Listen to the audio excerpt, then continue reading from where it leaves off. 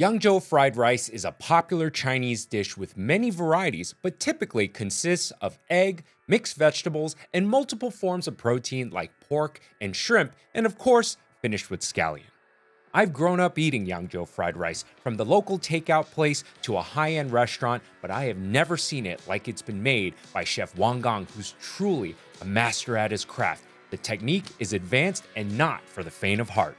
So how will FutureCanoe and his Ligma fork handle this challenge? And will it satisfy Uncle Roger's high standards for Yangzhou fried rice? Can FutureCanoe get the coveted uncle title? We'll have to watch and find out. Before I go on with today's episode, I do want to give a special shout out to my amazing patron, Jazzy Deb. Thank you so much for your support. And with that said, on to the reaction. This is not the podcast. We just go straight into it.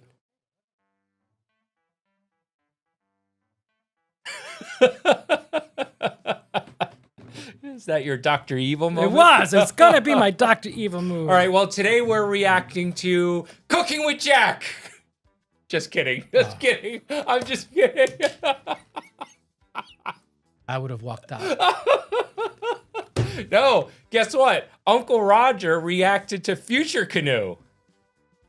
Remember FutureCanoe, the guy who talks like Oh, this. yeah.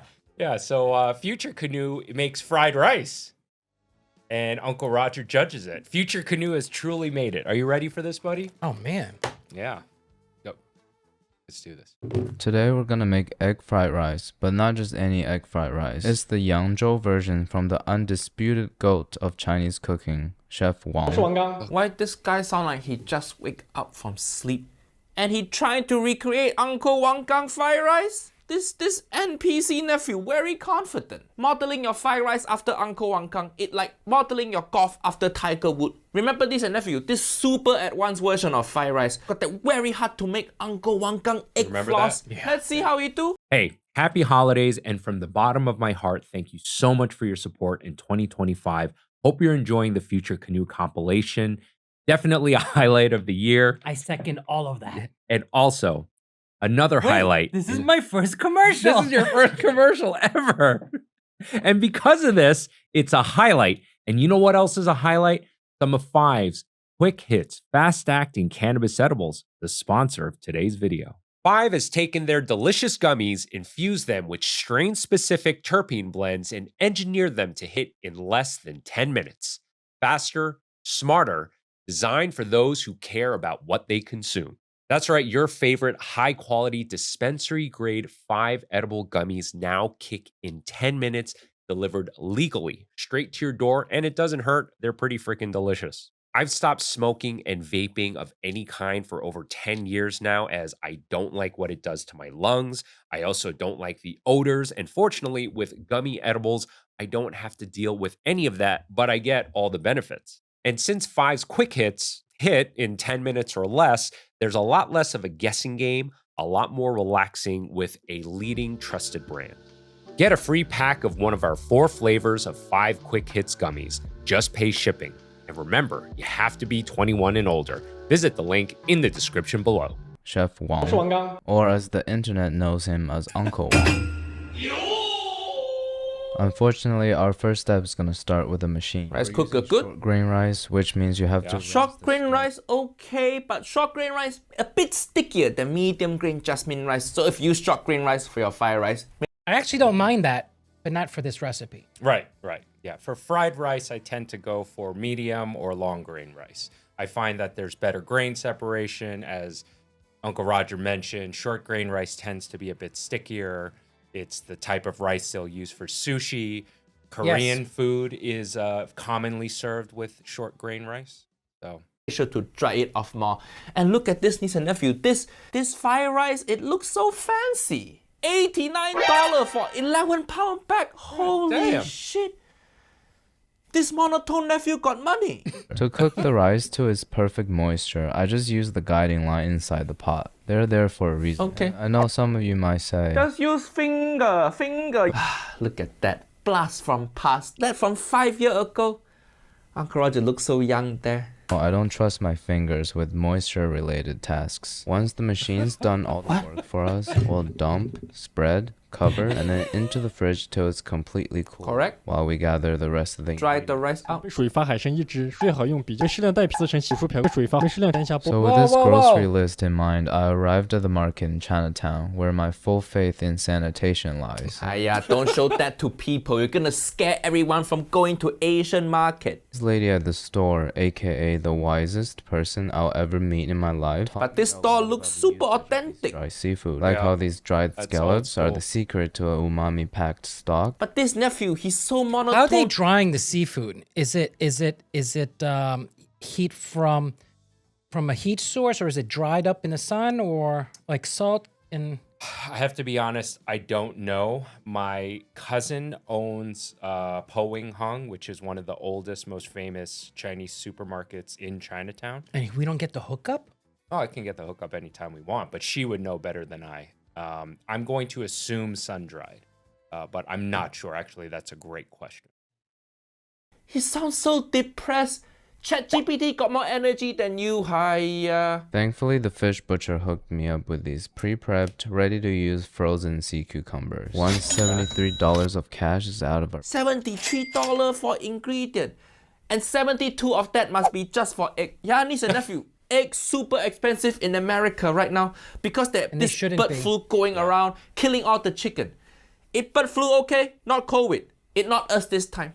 The most important part, the wivels. I know you're surprised at the fact that I have all the ingredients required. To get the most annoying task out of the way, I'm gonna start by peeling these green peas. And I begin... Wait, you get the wrong pea, nephew, future. This snap pea, you don't peel it, you eat the pea with the pot together in like stir fry. For fried rice, you need garden pea. And just get frozen pea, that's good enough. Vegetable...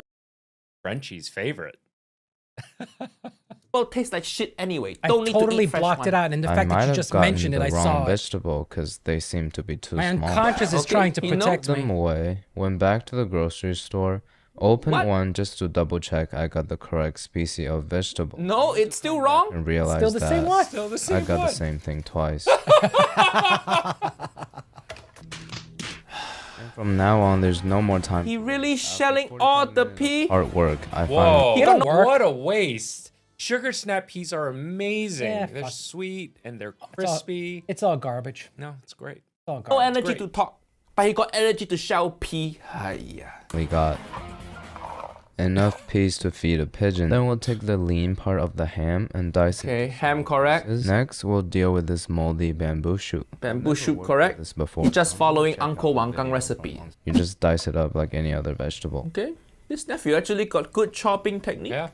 We're also gonna Great dice up brunoise some there. sea We cucumber. knew that. Yeah, yeah. I mean, it's factual. He's worked in a professional kitchen before, and the dice he's doing right there is a brunoise. Basically, I mean, that butcher block alone is over $200. yeah, that's a wonderful butcher block.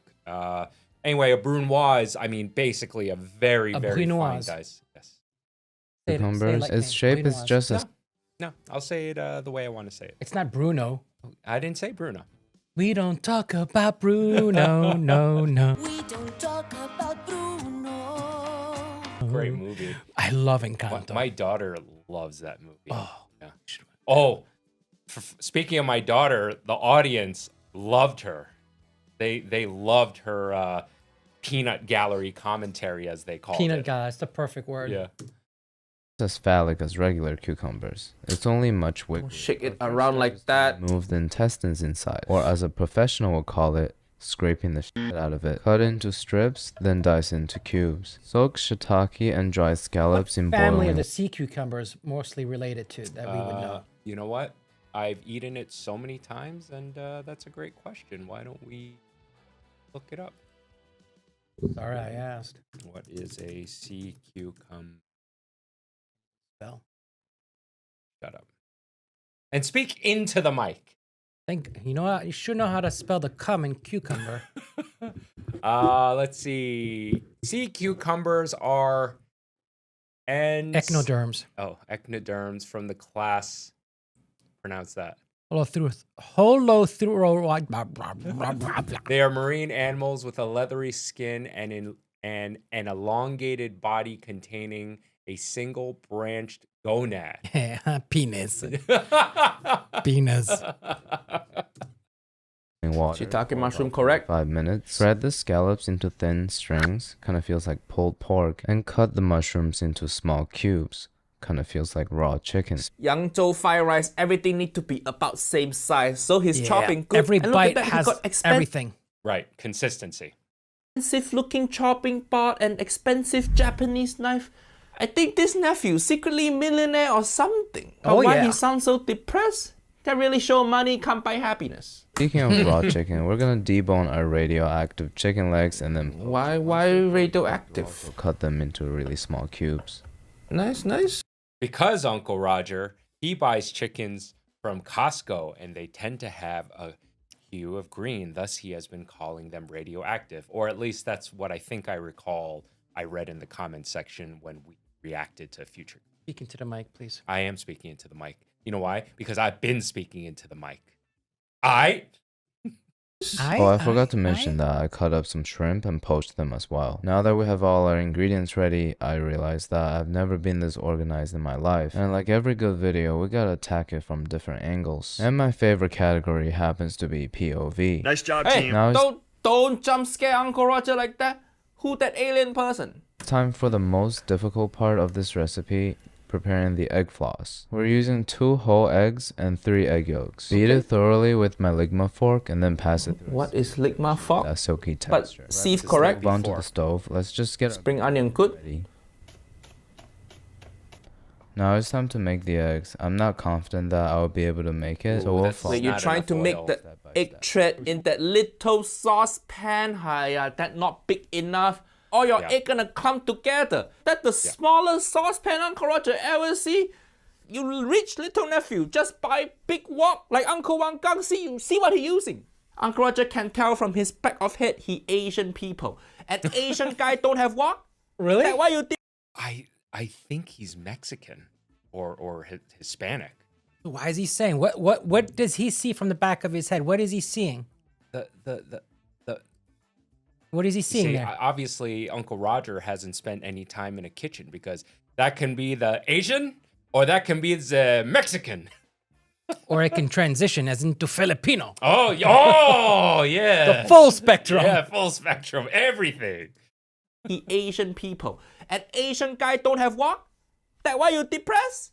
By the way, it's such a shame Uncle Roger never gonna meet Uncle Wang Gang and work together because I banned from China. And if you don't know why Uncle Roger banned from China, it's from my stand-up show, The Haya Special. And big news, it now streaming exclusively on Hulu. Fui Oh, yeah. In His that tour, special's Uncle on Roger Hulu talk now. shit too much about China and Taiwan. But Hulu, so nice, they're not scared of China. They're putting my special on there. Hulu is US only. So if you don't live in US or you Wait, can't access Hulu is only in the US? I'm not sure. Maybe. I found out that Spotify is Netherlands owned. Oh, is it? Yeah. No, I didn't know that. I thought it was an American company. I'll just assume everything's American. America. America. America.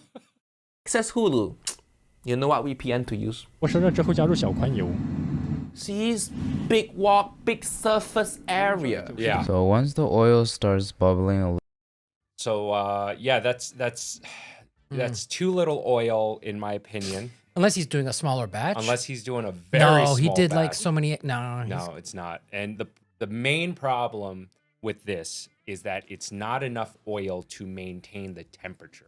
Because every time you put something in that oil that's not of equal temperature, it's going to cool it down, thus not making it as effective to cook.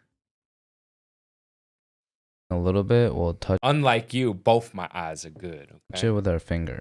No, don't do You'll that. know it's hot enough when you hear this. Ow. I know you're depressed, but please don't self-harm. 同学们切记蛋液必须形成一根细丝下锅，否则下 See, 太快很 the 容易 wok so big, the egg got space to spread out. Guarantee you're gonna fail. So one hand stirs and the other hand pours out the egg Okay, as let's thin see. as possible. Yeah, let's see. I mean, There- if he's oh, that's too patient. fast. No, too you're not fast. poured in enough. See, clumping together already. Yeah. Hiya. Ugh, you. Ugh, that's what's gonna be wrong with that Frenchie. Oh, it's not gonna spread through the whole rice. And also it's gonna be greasy. Yeah. Yeah, because when oil is Oh, not, it's trapped in there. yeah. Yeah. Again, the mass allows that egg to spread. And remember, cooking with oil is technically a dry cooking method. But it's going to absorb, the product you're frying is going to absorb grease if the oil's not hot enough. So that's just going to be that's going to have a very yucky mouthfeel, unfortunately. You gonna eat that? Oily as shit, how you gonna eat? The eggs all clumped up together and became the most oily scrambled ever. I would start over, but I only have the energy to deep fry once a day. So No, you wrong. You don't have energy to do anything. FutureCanoe's definitely upgraded. That's a new kitchen. Yeah. Yeah. This nephew talked like he had 1% battery. Uncle Roger feel like I need to find charger for you. Just sounds so miserable. Are you sure you need fried rice? Uncle Roger think what you need is reason to live. carry on. The stir frying process is very high. Not wok. Why not wok? We'll follow Chef Wang's exact sequence of addition. Once the oil is hot enough, in with the ham. And then shred it. Not hot enough. Scallop good, shiitake okay, chicken good, Cucumber, sea cucumber good, bamboo shoot good. shrimp. The order fine because he's following Uncle Wang Gang. For add Notice Uncle Wang Gang Shoot good. Let's see. The order fine because All right, yeah, you see, his wok is so hot, even off the heat, it's still sizzling. FutureCanoe definitely does not have enough heat on that pan. And granted, a wok burner is going to be significantly hotter than a conventional Western style stove, but I'm afraid. Hey, wake up. Hey, Frenchy, you know what the audience should not do? Is buy GOCHUJANG. À l'orange. GOCHUJANG. À l'orange. But you should buy Blink. Once. We invested into this sauce. You should know what we're selling. But I keep wanting to say Blink 182. But Where are you? So I have to double check all the time now. my band Lost Becomes has put out a sauce. It is a cherrywood smoked jalapeno salsa verde. You should definitely check it out. Link in the description below. This is a project that is in collaboration with Sam's House or Sam's Sauce. Siam sauce. Yeah, well, I've been pronouncing it wrong this entire time. It's pronounced Sam's House, not Sam's House. But he never corrected me, so I've been saying it wrong like a jackass this whole Who told you? I listened to a podcast he was on, and he said Sam's House. Sounds so much better. It does sound so much better. Well, it just goes to show you I'm a piece of shit. Anyway, Sam's House. Sam's House. Also goes to prove that you don't listen to his show. No, I clearly didn't, and I stand corrected. because he's following Uncle I Wang mean, neither Gang. do I, but I don't pretend I do. Eggs are broken into pieces, and goes rice and the green peas. Rice so clumpy. Followed by the first round of green onions. Punch your rice. I will season the rice with Yeah, some when salt. he says punch your rice, he means with a wok spoon, you use the bottom end of the spoon to hit those clumps and it'll break apart. Salt and soy sauce. Stir that to combine thoroughly. And unlike me, the spoon Maybe some MSG. for a third round. Now we'll turn off the heat, toss that quickly one last time, and ready to serve. I'm gonna have my Instagram followers judge It's it. not going to be terrible. It's not gonna be terrible, but it's It just won't be great. Uncle Quan. Oh, wrong one. No, wrong one. Wrong one. No, wrong one. No, wrong one. Oh, there we go. For Uncle Roger Are you does. people still out there watching? The egg don't look any different from regular egg fried rice. Yeah. What the point wasting time with the egg thread? And the oil and stinking up your home.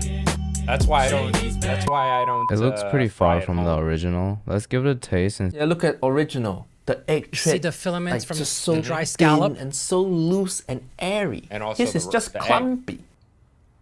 well, I think the most obvious one is the egg floss. In Chef Wang's video, he managed to get it into perfect little strings. It looks thin as hair and light as air. Correct. On the other hand, my eggs just look like normal stir-fried eggs with too much oil put into it. And At least this nephew know.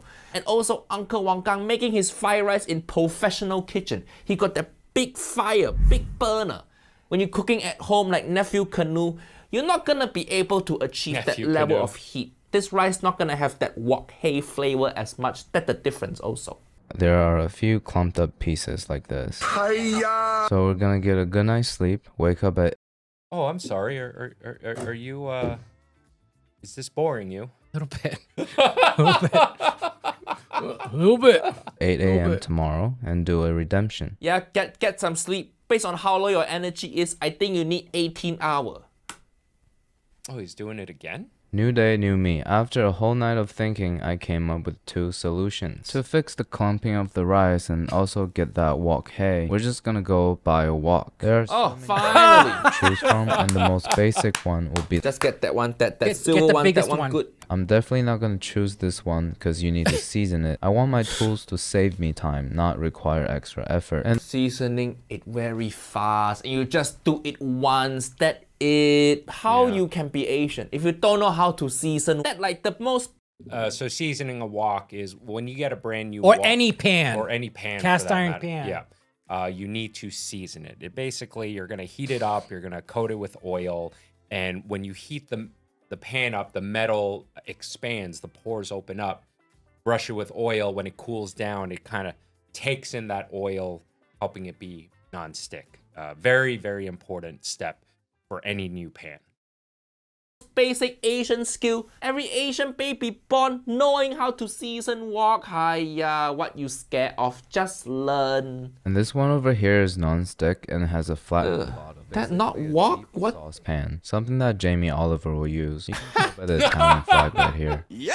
And finally, Even nephew depression make fun of Jamie olive oil. finally, we have the fancy one. This one is stainless steel non-stick coating on the inside. Not only That Don't like hate it. easy to Hexclad from Temu. provides the most even heating. Hexclad Gordon from Temu. Ramsay's been trying to rub these in our faces for the past 2 years, but at least this one's only half the price. And I guarantee you they're made in the same Chinese factory. They just have different labels on. Still, Correct, it's a lot of correct. money. This is so beautiful. Maybe this is what it's like to be a... Pansexual. We'll beat it thoroughly with our ligma fork and move on to solution number 2. My mom's pour over kettle. So you're gonna put egg in there, and when he pour, because the spout's so thin, it's gonna be thin egg pouring into wok.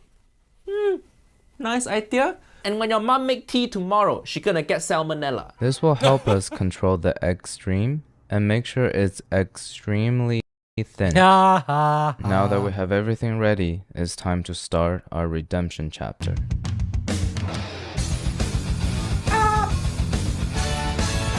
Nice, much better.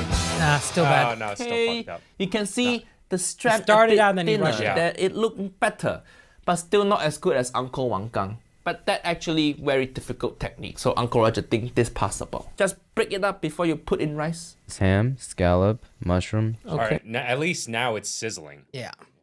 sea cucumber, bamboo. Same as yesterday. Toss that around and then egg in. Toss to separate. Okay, break it, break it. In peace. Tossing scallion, tossing soy sauce, tossing more scallion. Here you can see when he cooking, the egg look a bit more like Yeah, it looks better. Oh, but Frenchy wouldn't know because he's not paying attention. egg thread. It really big improvement already from Yeah, it yesterday. is a big improvement. Good job, nephew, FutureCanoe. Nice idea with the kettle. And he pouring soy sauce on side of what? Yes. That also improvement from yesterday. Yesterday he just whack it in middle of rice. Hiya. Tossing. And there's a reason for that. You actually want the soy sauce to hit the pan directly and not the rice or whatever you're cooking, because once the soy sauce hits the pan, it'll start to reduce. You'll get better wok hei that way. So you'll notice whenever a chef pours in the soy sauce, or any sauce for that matter, it's always on the edge, or they'll push the product to the side and then pour onto the bare metal. More scallion. Some MSG. There you Great go. mind think alike, nephew Canoe. And serve. From the looks of it, this is much better than my last attempt. Every Definitely. single Roger agree. Much better. But why you still sound so depressed? Hiya. Celebrate your win, little nephew. fluffy, and the egg is finally thin as hair and light as air. So I'm gonna whip out my ligma fork. What is ligma? Is this some Gen Z bullshit? Ligma fork? Why your fork shaped like this? Does ligma fork just mean fucked up fork? Damn. Nice.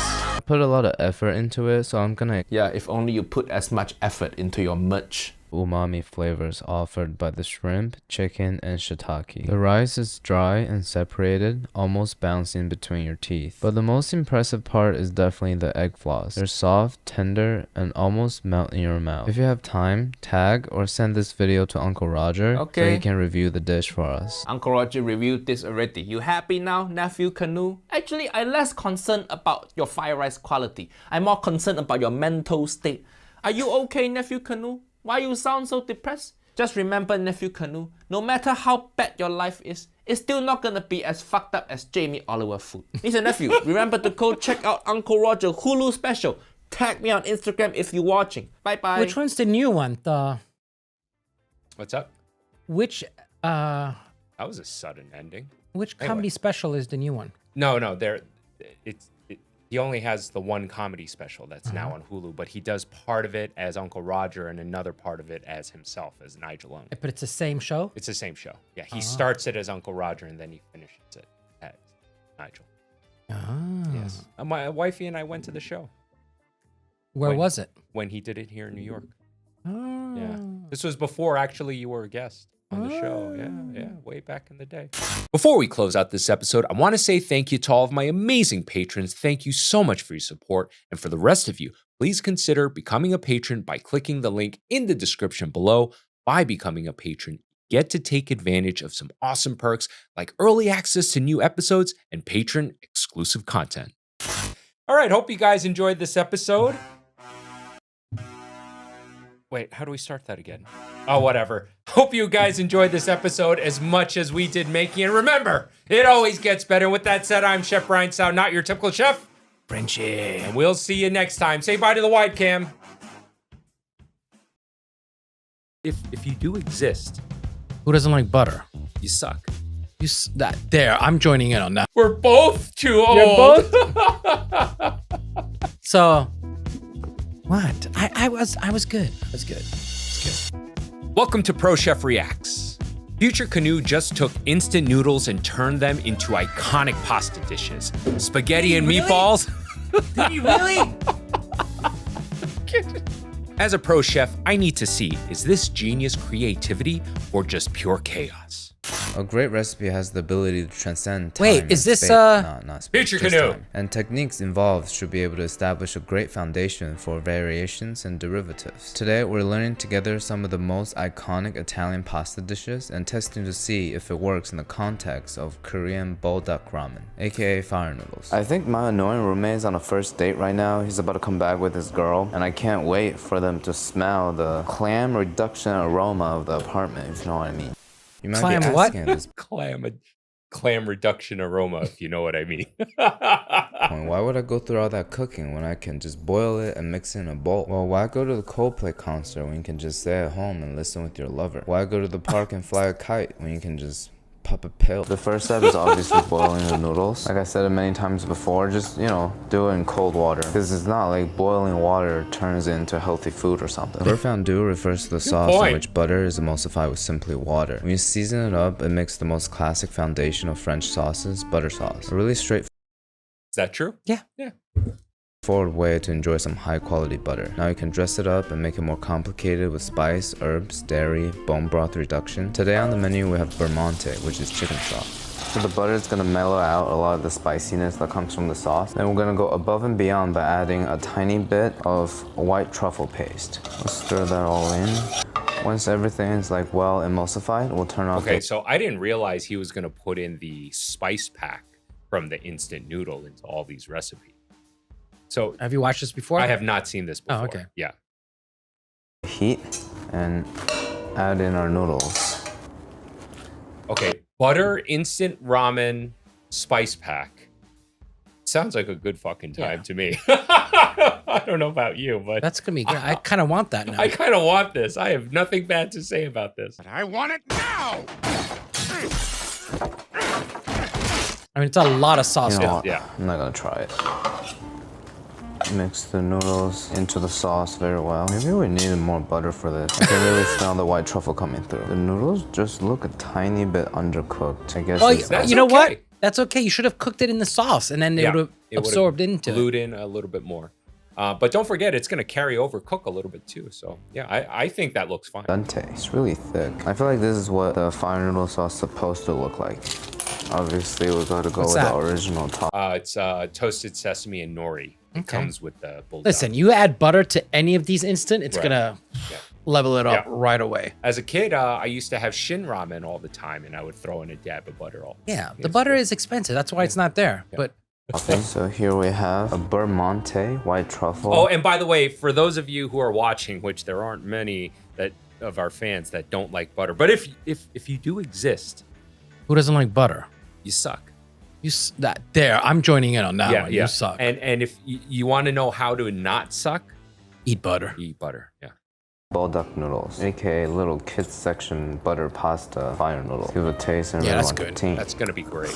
I'm starting to feel like a criminal undercover because the mouthfeel is smooth. Especially helpful for me because I don't like spicy food. So the butter cuts down the heat and coats the noodles in a way that it gives it that velvety texture. And the white truffle paste adds a lot of depth to it too. It almost tastes like all these ingredients are meant to be together. I'm gonna say this is close to a perfect execution of fire noodle recipe. I'll give it a 9.3. Starting It the looks video like a with such a high 9.3. score. We just talked about beurre fondue. Now we're gonna see another beurre sauce, the iconic brown butter sage. The beurre is left on medium heat for the whey to color until it's beurre noisette. Wow, we're seeing it once you brown in see real these time. You see brown that? spots will turn off the heat and it's gonna continue to brown. The sauce And beurre noisette, another Dude, he got him. French term. Is he in a new place? I think he got a new camera. That's why it's looking slicker. Okay. Yeah, because I feel like it's the same place. I is could be basically wrong. ready. Just brown butter is not enough to complete the dish. We're gonna add in some sage leaves to give Oh, it some I love herbaceousness. sage. We'll throw it in. And then now we'll add in the noodles to emulsify everything. Turn it into more of a sauce. The heat is off right now, by the way. This is the great thing about instant noodle. You don't have to worry about seasoning with salt because the package should season it perfectly. Now we'll just mix the There you go. sauce into that brown butter noodle water emulsification. I feel like on paper, this is very similar to the last one. Do you Yeah. think he should have put the he added water to? Oh no, he didn't add water to that, right? You think he should have He put added some of the? something stock. No, he Yes, he made the did. brown butter and the sage. No, he added stock. Okay, okay. I feel like he should Or have used a something. rubber spatula to scrape up more of the butter that was One, stuck. but the flavor profile is gonna be That's gonna be completely different. Beyonce puts her love on top. I put my sauce on top for you guys. This kind of smells like a puff pastry spicy sausage roll. Well, we're lucky because I'm eager to put in my mouth anything that reminds me of a sausage. It tastes a lot more spicy than the last one, but you can definitely feel the intensifying effect of the butter. So it makes the flavor of the sauce packet even more bold than it already is. And the sage in there brings on sort of a lighter note, introduces herbaceousness that makes the overall dish more balanced. To my surprise, I actually like the previous one way better. I'll give this an 8.1. Well, that one, carbohydrates, my once you cook the butter like that, it's a lot of flavor. Yeah. That's intense. Yeah, it intensifies. Yeah. The stomach, mental struggles may need therapy. Let me share some personal stories and introduce you to today's sponsor, BetterHelp. As a lot of you know, my #1 stress this year has been my school application. I waited I think the olive oil industry, along with its alleged health benefits, is sort of a scam. For our spaghetti, Oh my God, is olive oil a born in scam? Naples. The key is to master cooking the garlic without burning it at all. This next one we've made before in the pasta video is called spaghetti Aioli. Starting with a good amount of extra virgin. Give me olive oil. Coats the bottom of the pan. Starting cold, a good amount of garlic. A little more. Chili flakes. A little Is that, more. did he mince that or is yeah, he bought? I think he minced that. Okay. Yeah. Do not buy pre-minced garlic, please. Just calm down. Don't do it. Please. Like a strong, don't do a it. lot of parsley, oregano, and some basil. Just That right there is banging. Yeah. That's great. It's gonna be fresh, With the light. simplicity of few ingredients, just quality. Yep. toasting it to get the aroma out. To turn this into a sauce, noodle water, it has some starch, so it should be Nice. able to emulsify it very well for us. Yeah. Ooh, water's in. We'll just shake it a lot. It should turn into a sauce. You know what else is gonna help us emulsify? This fire noodle sauce because of all the chemicals. Is it working? Yeah. I think it is. Drop in the noodles. Oh, that is the deepest red I would have ever left seen out from- the packet on this one But I think a requirement of this Oh, it video, has to- it has to. it Oh, has to okay. in every single one. because like that's I mean, that was a great beginning to Right. a white clam sauce too. Yeah, 100%. Yeah, 100%. White wine, like instead of the pasta water, you could have. Well, no, you could still add the pasta water, Yeah. but white wine. Yep. Oh, that is. But I think this I'm- is still I'm- going to taste delicious. I as am fuck. hungry. Yeah. Frenchy, this is becoming one of my favorite channels to react to. And what can make it better is some of Five's new quick hits, fast acting cannabis gummies, the sponsor of today's video. Five has taken their delicious gummies, infused them with strain specific terpene blends, and engineered them to hit in less than 10 minutes. Faster, smarter, designed for those who care about what they consume. That's right, your favorite high-quality dispensary-grade 5 edible gummies now kick in 10 minutes, delivered legally straight to your door, and it doesn't hurt. They're pretty freaking delicious. I've stopped smoking and vaping of any kind for over 10 years now, as I don't like what it does to my lungs. I also don't like the odors, and fortunately, with gummy edibles, I don't have to deal with any of that, but I get all the benefits. And since Five's quick hits hit in 10 minutes or less, there's a lot less of a guessing game, a lot more relaxing with a leading trusted brand. Get a free pack of one of the 4 flavors for Five's quick hits gummies. Just pay shipping. And remember, you must be 21 and older. Also, don't forget, you get 50% off site-wide with the code CHEF50. That's code CHEF50. Sauce is just hot sauce and oil. Sounds like a dream. Turn off heat. Last step here is to lighten it up with lemon juice. Actually, that's not the last step. The actual last step is to bring the sauce all together by adding some of that Parmigiano Reggiano. Beautiful. I'm gonna add a lot of it. The water and the oil significantly emulsify it together better. Okay. Let's just slide it down, scrape You're down gambling all that goodness, pour it on top. With the cheese when you put it My into the wrist is pan. hurting. You know, you don't know how it's going to end up, if it's going to clump or it's going Right. react to the other ingredients. Right. So save that just as a topping. Yeah. So much. Oi. You know what? A little more Nice. parm wouldn't hurt. See, just do that. Look at that. The pasta olio made with fire noodles. Looks a bit greasy. It smells so good. So excited. Wow. That was crazy, yo. It tastes like chili oil noodles. At the same time, that herb pasta, taking all the best parts and making it like a new creation. That is Dude. this. The olive oil interacts So far, everything's knocking out of the Yeah. park. Yeah.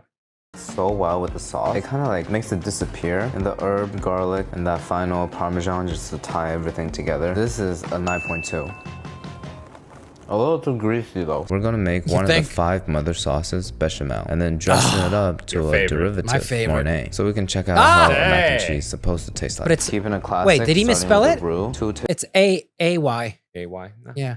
he's not French. Oh. We can give him a pass. Okay. tablespoon of butter, get it all melted. Equal amount, 2 tablespoons of flour. It's gonna be the thickening agent and flavor a little bit. We don't want to cook it too much, so medium low making heat. a We roux. just want to cook the raw flour taste out to give it a little bit of nuttiness. Of all the ways I've experienced nut, never quite like this. Little by little, gonna stir in milk. We're doing a cup and a half. It'll thicken very quickly, so it would be way better to do this in a sauce pot. But Yeah, I'm using this I was just about for to say. a better camera angle because apparently my cameraman doesn't know how to focus above the pot. A little clumpy, that's normal. Keep whisking. No, it's not. The key is very low heat and a little bit of milk. There you go. Get rid of all the Visible lumps. Clumps are all There gone. you I'm gonna go. let it continue cook on the heat for 3 more minutes. During this time, we're gonna season it. Onion powder. Well, ideally, we're supposed to simmer some onions in it. I'm too lazy to do that. White pepper, and a tiny bit of nutmeg. Next, our main seasoning ingredient of the dish, half a packet of the fire noodle sauce. Only using half because if we use the full packet, it's gonna be too salty after we add in the cheese. We'll stir all the seasoning in and turn the heat up just a tiny bit to let it reduce and thicken. Coating the back of the spoon consistency. I'm not gonna test it Well, it's out not a with the Mornay spoons. I until he believe in adds my cheese. to it, Cheese, right? Right? Right. Okay. eyes. Turn off the heat. He made a so. Oh, there we go. He's putting the cheese now, but he made a bechamel, and then the bechamel is the thing you can make a derivative, bunch of derivative sauces. By adding cheese, you've made a Mornay sauce. 2 to 4 ounces of cheese. I'm using raclette here. That's why it smells so bad. Definitely not because I just farted. Make sure the heat is off because we don't want to continue cooking the sauce. Once the cheese fully incorporates, we have our fire noodle sauce Mornay. The noodles is barely cooked. It's baking it. Dude, it's gonna that's cook good. it Those further. are my We'll favorite pour mac in and our cheese. Sauce. Maybe like It's basically mac and not too cheese, bro. much. Make sure Oh, that's it what he all said. He's sinks making a in. mac and cheese. Oh, yeah? Yeah. That's the sound you want to hear. It's all coated, it's fine. We don't have to use all the sauce. And on top of the layer, obviously, we got Is he gonna bake it? Is he gonna bake it? Raclette. We'll set it into a hotel pan so it's easy to grab. Now we'll just put it in the oven at max broil, 4, 5 to 7 minutes, just to get the top golden, crispy, and bubbly. We don't have to worry about the bottom too much because they're already cooked. Listen to that. This is the only dish so far that doesn't just straight up smell like bulldog noodles because the sauce is too overpowering. I guess raclette is the only thing powerful enough to overpower Raclette is harsh, noodle bro. Sauce. Oof, dude. Actually looks like a legit mac and cheese recipe. Give it a taste and rate. You did make mac and cheese. You just replaced fucking the noodles with instant noodles, and that's gonna be And you bomb. had the packet. Yeah, that's gonna be bomb. That's gonna be bomb. Yeah. It's like two very intense We used to serve things mac and working cheese together. Did you? Yeah, with the, Yeah. yeah, because we had everything. Oh, you had everything. We had That's everything right. ready. Yeah, yeah. So that used to be on the kids menu. Then people would ask for the kids menu, the kids menu yeah. mac and cheese. To create something actually pretty balanced. Without the fire noodle sauce, the mornay is gonna be too creamy and overwhelming. Too coating them two together create this really velvety, nice, flavorful mouthfeel. Puts the dish at a 9.5. I think this is the best dish we've made so far No, today. for For me a it's the classic first one. Just the carbonara. just the butter. Yeah. Just the adding butter is perfection. Our Oh, yeah, first he's gonna make a step will be carbonara? preparing the sauce that goes on top of it later. We're starting with 1 whole egg. And a yolk. Little pink piggy from last week's video, the kitchen gadgets one. I'm gonna suck the yolk out. I can't get myself to waste that. Release. use it too. Perfect. Yeah. Yeah, yeah. I agree with you. Just for that, I have to wash this. Beat the eggs together. About I should 3 mention ounce- though, if you were in a professional kitchen, you could get away with doing things like that because usually the pastry Yeah. chef can use the egg whites. If you were a diner, they can definitely use the egg whites, right? There's always cross utilization, so you won't. But at home, I agree with Frenchy. I would have just used 2 whole eggs. This is of Parmigiano Reggiano. I mean, the classic one is Pecorino Romano. I don't have that right now. Honestly, I think Parmigiano Reggiano tastes better in the carbonara. Hold it together. We're gonna be doing the majority of the mixing later. in You the know what? pan. He said it. Yeah, I agree with him too. I like Parmesan over the Pecorino. I agree. I feel the Pecorino's too strong. It's just overwhelming. Each bite is unless you're doing like just a little tasting. Right. But if it's good, you want a big bowl of it. bowl of it, yeah. And then that the Pecorino is you can't. Yeah. It's too much. A lot of black pepper. Another major. And I mean, you know, the biggest reason being, if I'm remembering correctly, Pecorino Romano is made with goat's milk, right? Sheep's milk. I'm sorry, sheep's milk. Sorry. Sheep's milk, not Yep. goat's milk. I Which was like, is goat. No. yeah, which is gonna have a lot more funk to it versus a cow milk, which is what Parmesan is made of. flavor Well, if you profile. ever had- Again, about half a packet. If you ever go to a farm, Yeah. like if you recognize the taste and the well, particularly the smell Yeah. of goat cheese and lamb and right, all that. right. Yeah, it smells like piss. Yeah. Yeah, it smells like piss. It smells like their It does. piss. It does. It does. So what? I was good. I was good. It's good. Bit of the bulldog sauce. How can this be bad? You know, we got cheese, egg yolk, and spicy ramen noodle sauce. All the Italians on the internet are probably trying to figure out my address. Fuck them. I'll be there to protect you. We're starting with Yeah. some By the way, FutureCanoe, we got your fucking. I got back. your back. He's in New York too. Wait. Yeah, I've tried. I've tried. I've tried. We'll try again. I've tried. Yeah, and like we've even had Guga react to his stuff. I know he's seen us, but I guess we're just not cool enough. Oh. Yeah. Oh, he's too young. That's nice of my grocery. We're not store. hip. Just We're do too it. old. It's not like I'm gonna be. Oh using this no, right we're both too old. You're both. now, the dish. Do people ever get guanciale for things other than carbonara? Or just let it sit I here don't on think so. medium-low heat and slowly render out the fat in it? Like, Oh, once you we know, start seeing my wife buys that exact carbonara, the pre-minced one, all the time. She'll cook it off and just save it in a container, and she'll take a spoonful and throw it into her stir fries Yeah. all the time. All the time. a little bit of color. Is it? She on saves top it. of the She saves all the fat that it produces. Everything. She puts it all together. guanciale pieces. Most of the fat should be already extracted. This is too much fat, so just dump out No! a little bit. I found the best ratio of fat to leave in the pan is Yeah, like I a leave- slightly thin. I use my fat in the No, but he said get rid of. said get rid of. No, I'm saying I use the fat in Oh, yeah. my Not- carbonara nothing- egg mixture. Nothing Yeah, goes to okay, waste. okay. layer of fat. But if you And also You know, some people are afraid putting too much fat into the egg and cheese mixture will break it, cause it to separate. Add in a little water. That'll actually smooth it out. Temper. Push the meat around, you can still see the bottom of the pan. Otherwise, it's gonna be too greasy. I will turn up the heat a little bit. I want all that the fat. meat is bubbling a lot. There's a lot of starch inside the noodle water. We're gonna shake the pan very vigorously. The starch inside the noodle water is gonna help us emulsify the water. I'm sorry, but he's light like sauce is starting to form. doing a good job Draining here. it Like, very well. Dump like he's trying to be funny, but he's doing it like a class act. Yeah. So it in. And you know, all of his previous videos, he was voicing over the entire thing, so it was a little bit more scripted. But he's clearly talking and doing this at this, you know, cooking at the same time, and he's killing it. Just tossing and emulsifying. The noodles is gonna absorb some of the water, but it's okay. We'll just add it back in. The idea now is to add this sauce into the pan. We don't want the eggs to curdle, so we're gonna temper it with a little bit of the. wow, and he's Introduce really some heat to it. So that He the has worked in professional kitchens before, from the little research I've done on him, so he knows what. eggs doesn't get shocked, turn into scrambled eggs. We pour in our cheese and egg sauce. It's getting very thick. Yeah, the pan heat is Good. off. If you think it's getting too thick, you can always Yep. add a little more water to it just to adjust to the ideal consistency. Although this might be a little too thin. See, the sauce is still pretty coherent. Heat it. Try to be Heat it more now. aesthetic, but You could have heated it very carefully, and it would have thickened up. whatever. Yeah. Yeah, we'll just dump the sauce on top. Yeah. there you go. You know, it doesn't look as appetizing as I expected, but it smells amazing right now. Yeah, that's gonna be awesome. A lot of guanciale, so you know it's gonna be crazy. Oh yeah, forgot the must-have topping. And obviously more cheese. Gotta grab a lot of the guanciale. Always more cheese. I can't believe I'm saying this. I think this is even better than the mac and cheese we just made. The original flavor of the carbonara is integrating with the bulldog sauce really well that I can't really tell this is a bulldog ramen noodle. I think this is some sort of like mutation of carbonara. This is like taking a vacation to Rome and then immediately stay at a 5-star hotel in Seoul the next day. A great experience. I'll give this a 9.3. You know, recently I learned that gnocchi doesn't always have to refer to this. Apparently, gnocchi is a general technique for making a soft I love gnocchi. Dude, wait till you taste the new gnocchi. Do you have gnocchi? Yeah. Well, so we're gonna have Chef Eric on the podcast, and we'll let him tell us about the new specials? The new specials. He changed the sauce on the gnocchi. Fuck, dude. Whenever I see gnocchi on the menu, I pretty much always order because that's one of those I things. don't, because I'm always disappointed.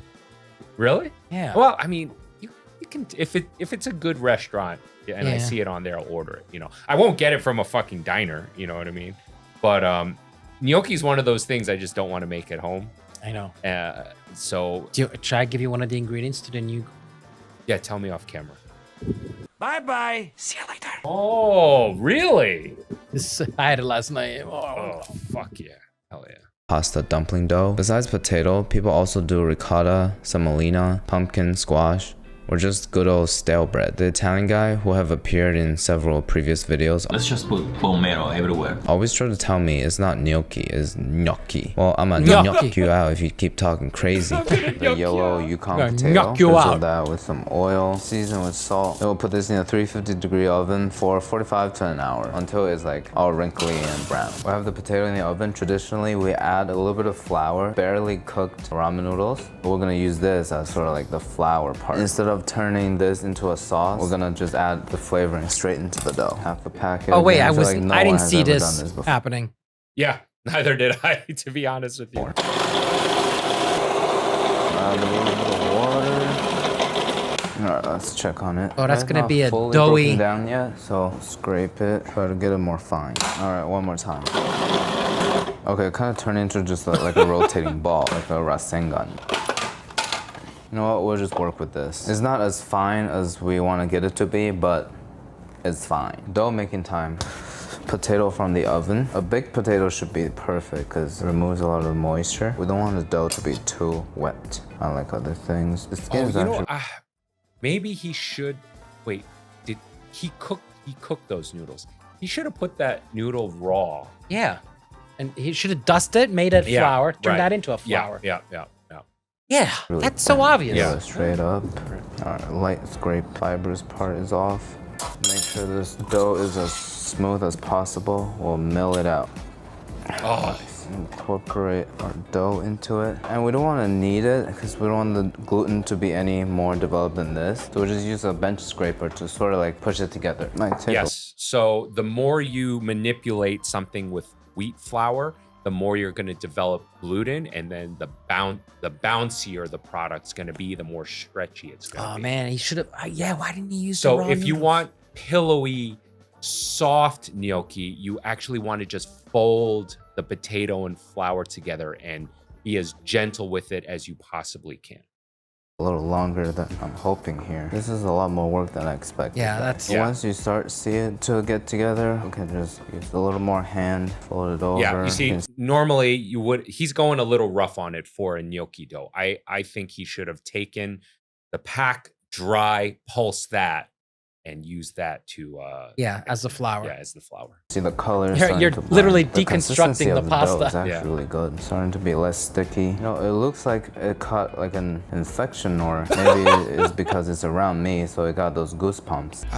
Goosebumps. We're just gonna look past that. Cut it in half, roll it out. I want to be gentle with it because there's not a lot of flour or gluten to hold it together. Yeah, those are gonna be belly bombs. Just cut into individual. Those are points. big. And obviously using. He hasn't made too many We'll give it gnocchis. that gnocchi shape. I don't know if I'm doing this right. But yeah, you guys get the idea. When the water comes to a rolling boil, we'll drop in our little gnocchi dumplings. They're just way 5 too minutes big. or so They're way until too it big. kind of like floats on They top. look like I hope they tater float on tots. top. Once they enter water, the gnocchis looks a little too textured. The goosebumps are. Also, for gnocchi, you do want that to go into rolling boil water. Yeah. That's really important. That's a very small pot. And every time you add something into that water, it's going to cool it down. You need that water to be at a rolling. Coming out more intensely than before. Kind of near the point of breaking, so we'll turn off heat. Yeah. Move this aside. Huge cube of butter. Want to melt it and brown it a tiny bit. Good amount of garlic. Once we fry off that raw garlic smell, drop in the gnocchis as well. Starting to break. Hope they stay intact. I can't believe just 10 minutes ago this was just one potato and a pack of ramen. We've been frying on this side for a while now. Let's check out if they took on. He also overcrowded the pan. He Yeah. should have put like 4 at max. At I one have a time. bad feeling about this, guys. Okay, not so much any color. I feel like I'm making. But like the a balls on kimchi him that he's still potato videotaping pancake this and now. using it. And putting it out. It's turning into a dough. All right, rolling with it. Sort of like an orange color, amplified by the butter on the bottom. All right, we're gonna combine it into one large pancake, which is what we intended in the first place. I'm gonna edit the footage so that I don't look like an idiot. I know for a fact if I try to flip It looks like a schnitzel. it, everything's gonna turn into shit. It looks like we can just loosen it a little bit and flip it onto a plate. This is like me trying to save don't my flip it, just parents' slide it marriage. out. Trying my hardest here. No, just slide it out, bro. What is this? Okay. What is this? Wipe the grease away. Now we have a bulldog ramen noodle latke. Do some parsley, more parmesan on top. Pretty crispy. That looks like okay. my I'm sorry. That if you put that in front of me, I would have thought it's a schnitzel or a latke, and I would be excited. And then I would cut into it and be like, What the fuck is this? I said earlier, it smells like garlic bread. And sort of like McDonald's fries. Yeah, on concept, this is turning out really well. A latke made of bulldog noodles and potato. So let's give it a taste and rate 1 to 10. Yeah, he's not eating that. It doesn't taste like anything we just described, but it's one of the best things I've tasted so far. It's crispy, the center is like kind of chewy, moist, tender. Throughout the dough is flavored with that sauce. But on the outside, you got the butter sort of browning. This might be a great new invention of the FutureCanoe channel, guys. Okay. So a whole nother level is to have it with applesauce. A complete latke experience. Okay, he's fucking with us, right? Oh, shit. What is this? Whatever, it's only on the top. We gotta commit to this bite. No, Now that people. I'm looking at If the there's applesauce, it's a mold, little- it's don't. you're better off not. But if it's like a magenta colored mole, fucking Run. you don't have to run, but like do not by no means Let it eat touch Yeah, anything. Yeah. brown. But it's oxidation. It's normal. I'm just eating more oxygen. That's not how it works. Get to some Italian coastal cooking. A clammy handshake might not always be great for a first impression, but a clammy pasta is good for every occasion. Extra virgin. While it's just getting warm, we're gonna go in with a good amount of garlic, minced. parsley stem, just for the aromatic flavor. Keep it on medium-low heat, just trying to get the aroma out. So once the garlic is just starting to color, we don't want to fry it. We're gonna go in about a cup of white wine. I'm gonna bring it to a simmer. I have here some little necks. It's supposed to be the most tender and the closest thing we have in America to European clams. They look kind of dirty, and there's like this stuff. You should always wash your clams. I'll turn off the heat and wash it real quick. Now I just finished washing these clams, so glad we did. A bunch of sand came out on the bottom. Before I dump it in, I wonder, is the shell gonna damage my non-stick surface? Because when I see people make this on the internet, it's always in a big stainless steel pot. I would just drop it in very carefully. Too late now. Heat on medium-low. You're steaming it, so. Okay, we'll keep the heat around medium and put on the lid and just wait for 5 to 7 minutes. It's about 8 minutes. So what's happening inside the pot is that the steam is cooking the meat and also the bottom of the shell, causing it to open like a kamehameha, releasing a lot of the clam juice, and we're gonna capitalize. So whatever that doesn't open, toss out. Yeah. Juice, like a good tech executive. So we'll first fish out all the clams. You know what I just realized? We've never cooked seafood on this channel. This might be the first time. I think the reason might be that I always buy ingredients for a video and forget to film. So most of the fresh ingredients go bad by the time I get to them. And I avoid seafood because they smell really bad. Well, the idea now is to use this clam juice to cook our noodles. But that looks like too much clam juice, so I'm gonna reduce it a little bit before. No. He said he's gonna reduce. In the meantime, let's give the clam a try. Should be very fresh. Nice and salty. There was so much juice the clams just released. We've been reducing it for a solid 15 minutes or so. I think my annoying roommate is on a first date right now. He's about to come back with his girl, and I can't wait for them to smell the clam reduction aroma of the apartment, if you know what I mean. It's gonna make a great first impression. With that being said, I'm gonna put my noodle in the pot as he may not tonight. The noodle is soaking in a lot of the water, and the starch that's released from the patty is gonna help us emulsify the olive oil and the clam juice. We'll put in our sauce, of course, the whole packet. That sauce is so that has to go in every time. Yeah. I can't really smell the clams anymore. We're gonna turn off the heat, some parm, a lot of parsley. It is still southern Italy, so we gotta have our lemon juice in there. The cheese is gonna tie everything together. It smells so good. That looks good. I think we're good to plate. Looks good, but it's gotta make sure we catch all the sauces down in the center. It all looks the same at this point. Yeah, let's just do it like that. Finally, the sauce that's left in the pan wasn't as cinematic as I had hoped. Final topping of parsley. Tell me this is not straight out of Puglia or Sicily or wherever this dish is from. Time to give a taste and rate 1 through 10. You see, the Ligma fork is perfect for scooping out clams too. Pop, comes right out. Swirl in some noodles. Now let's do 2 pieces of clams. Ooh, that's the shells are really hard. I wish my enamel were like that. Okay.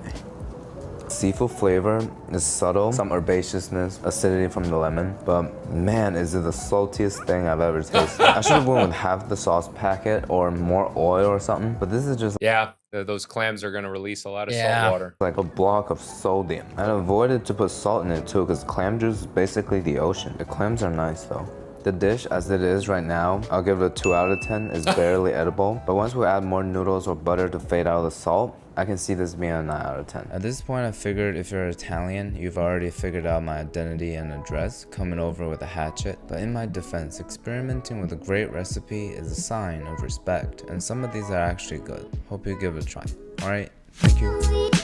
There were highs and lows there. There were. And this was a great video. Yeah. This was a lot of fun. Before we close out this episode, I want to say thank you to all of my amazing patrons. Thank you so much for your support. And for the rest of you, please consider becoming a patron by clicking the link in the description below. By becoming a patron, you get to take advantage of some awesome perks like early access to new episodes and patron exclusive content. All right, hope you guys enjoyed this episode as much as we did making it. And remember, it always gets better. And with that said, I'm Chef Brian Tsao, not your typical chef. Frenchy. And we'll see you really soon. Say bye to the wide cam, Frenchy. Bye, wide cam. Bye. The cheeseburger, a meat patty with 1 or more slices of melted cheese that can be prepared in multiple variations from structure, ingredients, and composition.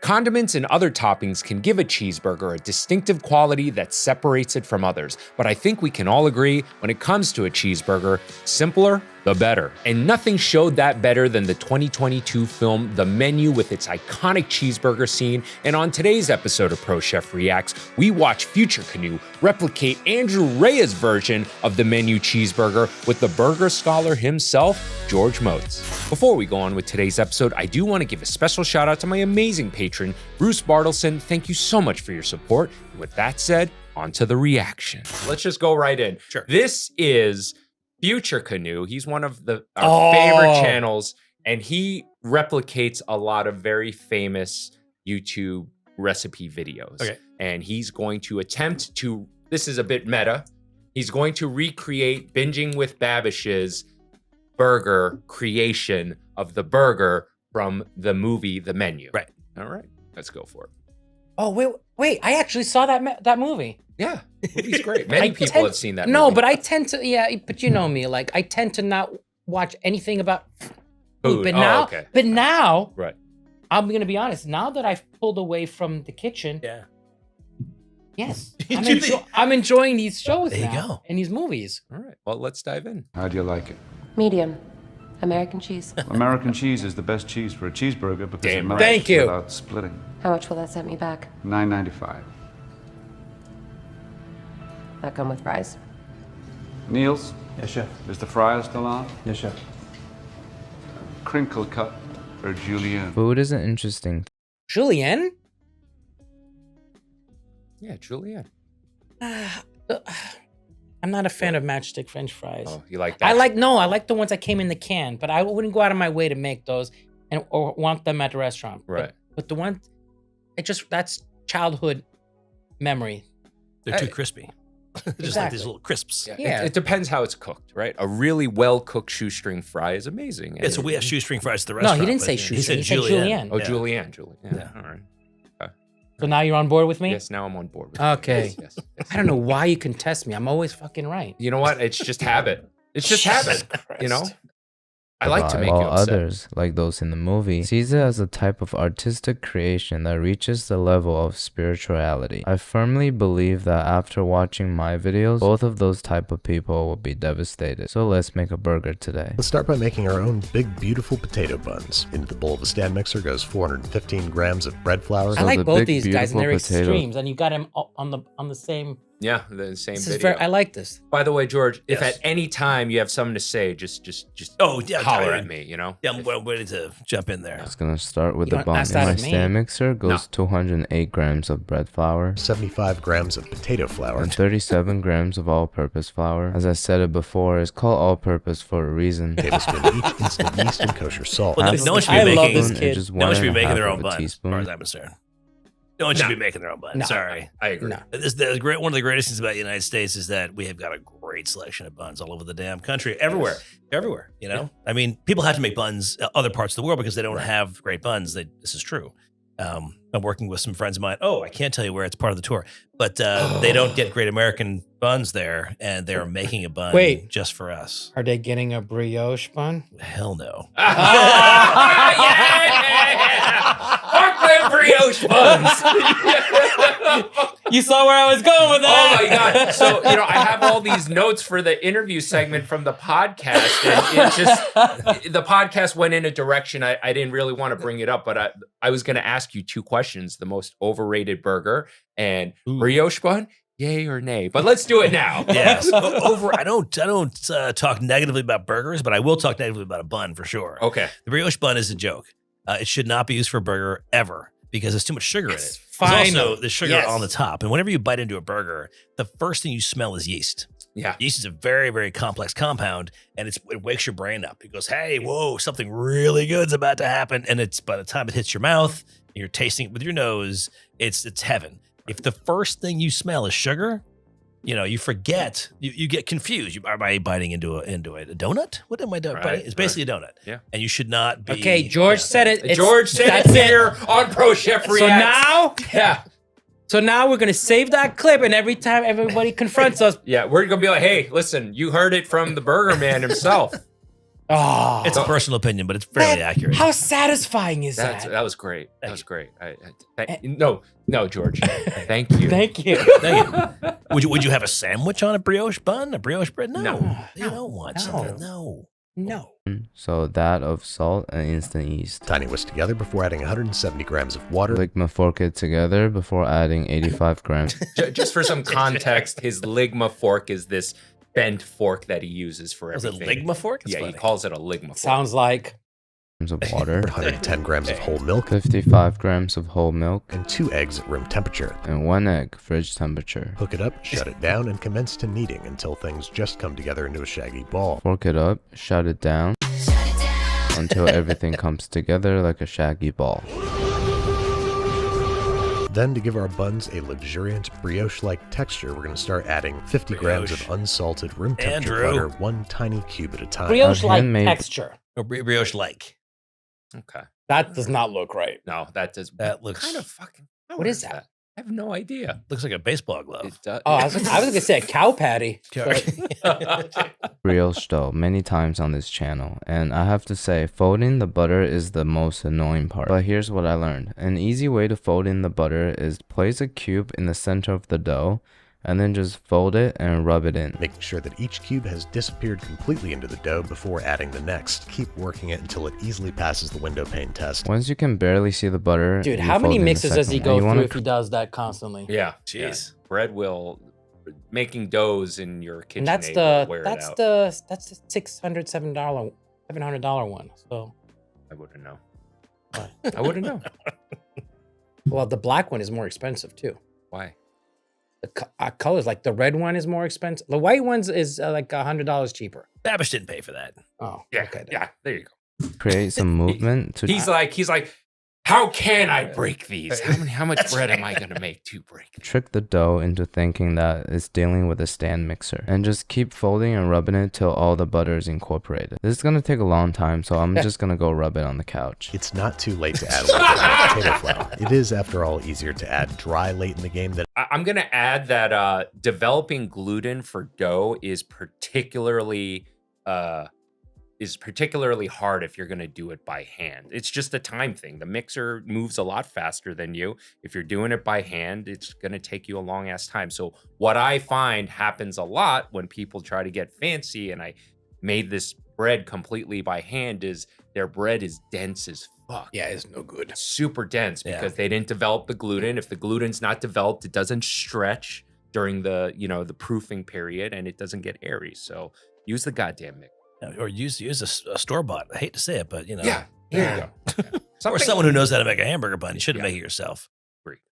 than it is to add wet. I wish we could just have the right ingredients so we don't need to play any games, regardless of being wet or dry. Place in a generously oiled bowl and cover with plastic wrap to bulk ferment at room temperature for about an hour and a half. Before I auction off my dough as a dinosaur turd, we're gonna shape it into a ball and cover it, rest for an hour and a half. Unless you suddenly remember that That you ain't have a dough gonna proof. even No, rise. That's not since even we're going to pretending rise. it You can tell by Yeah. the texture of the dough. It's the dough is tearing, meaning there's it's like no. you put straw in it. Yeah. Working in a restaurant, we can can use see that. Andrew's Since I'm dough is nice pretending and I live in smooth. a dough proofer, I can just use that. So now I'm going to retrieve it from the bowl, weigh it, and divide it into 5 equal pieces. After about 2 hours, the dough doubled in Oh, a size. little bit, Since we're little doing bit. half of his recipe, we're gonna divide it into 4 parts. Once divided, we're going to roll them into tight, taut little balls. Well, first folding the sides completely to create a smooth surface, and then we're gonna pull the ball back, keeping constant contact with the work surface. This creates the tension that makes the ball nice and tight like this. Give them a little Damn, spritz getting with all nonstick technical. spray and cover them with plastic wrap. Since my balls are fairly small, I'm just gonna cup it. And since this tray doesn't fit in my proving drawer, I'm inflating it with air from my nice warm lungs. And to give the buns a nice acidic garlic flavor, I'm gonna inflate the bowl with some of my nice warm breath. Which should help them rise over the next hour, during which time they should nearly double in size. After an hour, I don't know if they're doubled in size because I don't remember how big they were. Until our plate leaves an indent that doesn't really puff all the Come way on, back this out. kid is Do a good. poke test to see if they're ready. We want it to be bouncy but not completely springing back. Next, we gotta prolifically brush these guys down with a whole egg. Now I'm gonna It didn't spring back because of the lack of gluten development. holistically brush. Oh no, wait, no. It rested, so it would. Yeah, no, it would hold it. brush these buns with some egg yolks. but so that we can adhere mountains of sesame seeds to the outside. And finally, we'll top it off with some sesame seeds. And why does everything I have off-colored? These guys are headed into a preheated 375-degree Fahrenheit oven for anywhere from 18 to 22 minutes. Now we'll put them in a 375-degree oven for about 18 minutes. Until they emerge too big, way too big. Not a problem in this case, because nothing in my house ever emerges too big. You know, I think my buns are actually looking pretty good. Some may say that it's better looking than the original. It looks Next closer up, to the a pretzel matter bun. of American cheese, a mixture of sharp cheddars, Gouda, Colby, and Monterey Jack. Why would you make cheese? Yeah, I make cheese. Yeah, don't. But this is I love Babish because he's always making more work than needs to be done. Right. Which and in the effort of it's like Josh Fleischman. They're trying to show you how things are made, and you could make them yourself. But American cheese you don't need to make. Sorry. No. It's good. There's so much good American cheese out there right now. But then again, if he didn't make the bread, and if he didn't make the cheese, this probably would be like a 3-minute video. Right. Exactly. And don't we have a stockpile of a government cheese? Yes, there are. So we need to get There through is it. factually a stockpile of government cheese stored somewhere in America that has how many thousands of pounds of cheese? Anyway, We're in the millions. That's well. Let's take our tinfoil hats and not keep scaring George. To make cheese with cheese, we're gonna use a mixture of sharp cheddar, mozzarella, and since we're making American cheese, we'll use some Oaxaca cheese. Because there's nothing more American than misusing other cultures' ingredients. We're going to bring 12 ounces of whole milk to a simmer. We'll bring 3 ounces of whole milk to a simmer. Oh wait, is he gonna make a Mornay? 1.5 ounces of sodium citrate, a simple food sodium additive citrate. used in molecular gastronomy. Sodium citrate and milk to make the cheese. He's forming it into a loaf again. Oh. He's basically making cheese from cheese. He's absolutely right. This is a perfect way to make fun of it. That I figured they probably have on hand. And then we'll mix in a pinch of sodium that I happen to have on hand. Sodium. That's not gonna work. That's not gonna work. The cheeses at once, reduce the heat as low as it'll go, and use an immersion blender to blend the cheese and the milk together. Now we'll add all the cheeses and use a spatula to keep stirring till everything comes together. Oh my god. Sort of reverse cold stone creamery, a nice hot surface upon which I can spread the cheese as thinly as possible before it sets. This ended up working like a charm. Now we'll transfer the cheese onto a silicone mat and then spread it out as evenly as possible. He put sodium, which is just straight up salt. Yeah. It's not going to hold its shape, even though it cools down. It's not going to be peelable. It's going to be just a super thick paste, as opposed to Andrew's. He put the sodium citrate. Yeah. That's what really causes it to firm up. Exactly. Yeah. Possible into the fridge till it's completely cooled. Next up, the fries, which were prepared crinkle Oh, cut. no. In Oh, we're doing the anticipation of fries this, too? I ordered a crinkle cutter, which to my disappointment wasn't even remotely sharp. Next up, the fries. In anticipation of this, I dry aged my potatoes so they're starting to look green and have these black spots. Don't buy a crinkle cutter that you can rip in half with your bare hands. I followed Wow, his advice and Andrew. did not buy a crinkle cutter that can be ripped in half by hand. So I'm gonna have to shape my fries individually by cutting little corners off. No, you didn't. Cut look. Why we're immediately plunging them into a pot of cold water. Once all the fries are looking even and crinkly like this, we'll put them in a pot of cold water. And adding 1 tablespoon each kosher salt and white vinegar. And add a little bit of sea salt and rice wine vinegar. Now we'll put it on the stove and simmer for about 25 minutes. I'm very carefully retrieving. Do you remember when I used to make the Yes, homemade French? I miss it those was fries. I know, but it was It's a pain in the ass. Oh, God. We talked about making homemade fries at the restaurant for about 3 or 4 seconds. Oh. Yeah. And it was at the end of that conversation, 4 seconds in, we realized that it would be foolish to try to do. I know. At the I end followed through on that dumb idea. Oh, God. At the end of the day, at least here stateside, there are so many good frozen fries. Yes. Yeah, it's true. And storage wise, labor, Oh. everything, it doesn't make sense. True. And you can overcompensate just by the fat you're going to be using. Yeah. And and how you're going to finish off the fries. Like, you don't need to. Yeah. You know, And while I do agree that homemade fries can be better, there are too many variables in the cooking process. Like, I know I'm going to make it better, but that doesn't mean my cooks are going to make it better every single time consistently. it's best left to the professionals. Yes. And also, by the way, our customers don't expect us to be making fries. It's like, these are frozen, right? Oh, yeah, of course they are. That's okay. Yeah, no one's going to get upset. Always and place them outsource if someone can do it better. Yes, I Exactly, agree. exactly. on a wire rack. Now I'll take them out and put it on the wired rack. These guys are headed into the freezer for at least 4 hours or until frozen solid. Now these go into the freezer for about 2 hours. Then they're getting their second of 3 cooks, a low temperature fry at 275° Fahrenheit. Now we'll fry them at about 275 degrees. When they're just barely changing color, we'll take them out onto a paper towel to drain. Back into the freezer they go for at least 4 I mean, hours. we used to do that. And Yeah. Really? And the So and the much work. footprint, Too much and the work. footprint alone. And was you a don't even have disaster. a fryer. I know, back then. kettles. You did it in a Ooh. kettle. Kettle. Ooh, wow. Yeah. That's hardcore. One of our we have 2 fryers in the restaurant. One went down recently, and I remember thinking it was like, I mean, it was bad news. Everything slowed down. Yeah. We make a lot of fries, and if you lose one fryer, half of your production is gone. Yep. So It's, I don't want to think about that. I designed my place. I hate fryers, period. I hate the way I smell after Bingo. working Yep. them. So I actually designed my shop not to have a fryer in it. oh, excellent. Yeah. I designed it so that our fryers are on a different hood system from where I'm standing. There you go. And so it's actually at the end of the hood. It's at the end of the hood line, so it doesn't mix up with anything else. It just goes Right. right out. So nothing worse. That's so I think smart. it's, it's Oh, not so very good. you're not pumping out the French fries smell like McDonald's. Well, we are, but it's covered with all that beautiful onion and beef smell. Or up to a few months if you want to make these ahead of time. I'm sorry, George. I am Pretty going to much. steal that if I ever open a place Do with it. a fryer. Yeah. I will give you credit. Yeah, I'll that's put a fine. little plaque on my fryer. We learned a lot about exhaust systems. We built this restaurant because I had to build a very unique setup where we have a front facing griddle. Yeah. So we have a back line and a front line, and the back line has its own hood. It's the same system. It meets in the middle, but Oh my God, that's so it's very, expensive. very complicated. Yeah, they said, "Oh, this can't be done." I'm like trying to figure it out. It's going to be expensive. We have got the money. Let's do it. Let's make it so. And I do not want to spend the rest of my life facing a wall. Right. Yep. And I'm facing forward. It shouldn't be that complicated. It's just the reverse engineering of air conditioning. Oh, it's complicated. We had one guy come. Well, because of the fire department. Fire department, but also you're dealing with HVAC mixed in with all the exhaust stuff.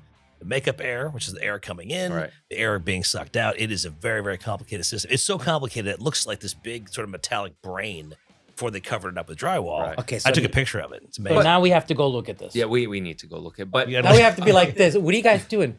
What are you guys doing? do you want to Mind your business. burger? Mind your business. Do you want a burger? No.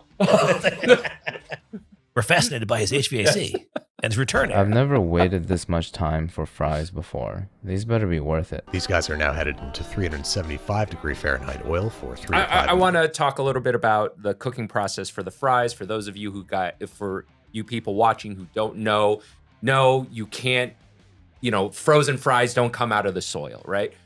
When you get frozen fries, it's actually basically 1 or 2 parts of the French fry cooking process already done for you. So typically, the most basic way to do a French fry is you cook it once in oil at a lower temperature to cook it through, and then the second time is to get it crispy. Actually, there's 3 parts. First of all, you're blanching them in water. Yeah. Yes. Well, that's step 1. Yeah. Step 2 is this, and then step 3. Yes, but what I'm saying is a bit more simplified for our audience is Oh, you're cooking. you're dumbing down for our audience? Yeah, I am. Yeah, you know what? I am. You don't respect our audience? I don't. But we have George here today. Well, I'm not disrespecting him. I feel disrespected. I'm kidding. I want to know all the steps. Golden brown and crisp. Oh, I'm sorry. So when you get the fries, they are par cooked, but they're frozen, and you're doing the very last process. You're just getting them crispy. Yeah, but what they're doing is showing you from A to Z. Now finally we're gonna fry it at 375 for about 2 to 3 minutes. It does feel pretty crispy, but I'm not sure if it's worth all that effort. Kosher salt while they're still nice and hot. And there you have it, our meticulously handcrafted crinkle cuts versus store-bought. Now we'll hit it with a generous amount of salt, and here comes the most important part. This is my #1 cooking secret that I haven't told anybody yet. After you cook your fries, you have to let it rest for at least 10 minutes.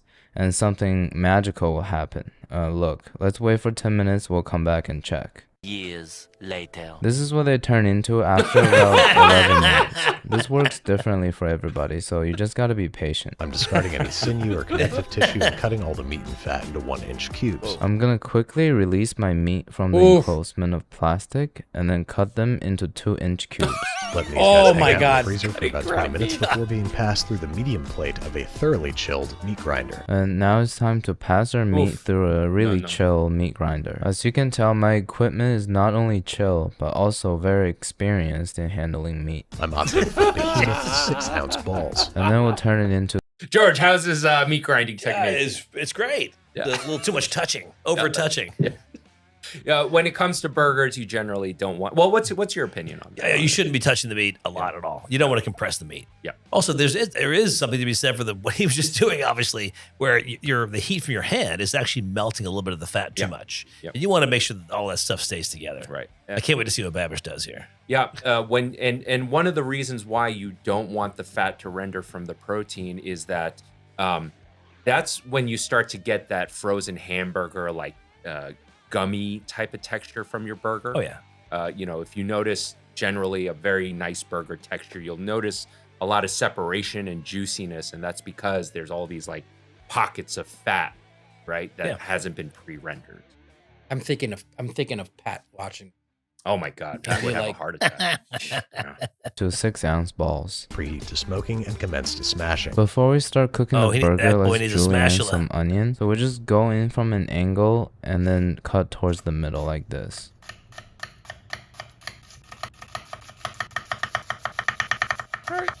Pretty good. Yeah. You could tell that he hasn't worked in the professional kitchen in a while because the hairs grew back on the hand. Yeah.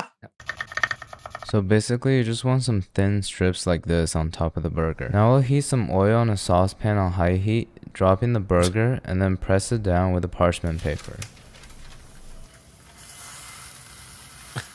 That's a good method. Better than what Babish was using to the other burger. Yeah, well, you don't need to hit it. Yeah, Babish was using a spatula that was literally, that's $4.95. That spatula you can buy it at any restaurant supply store, and it's not a good one, unfortunately. This is actually he's actually doing a better method here.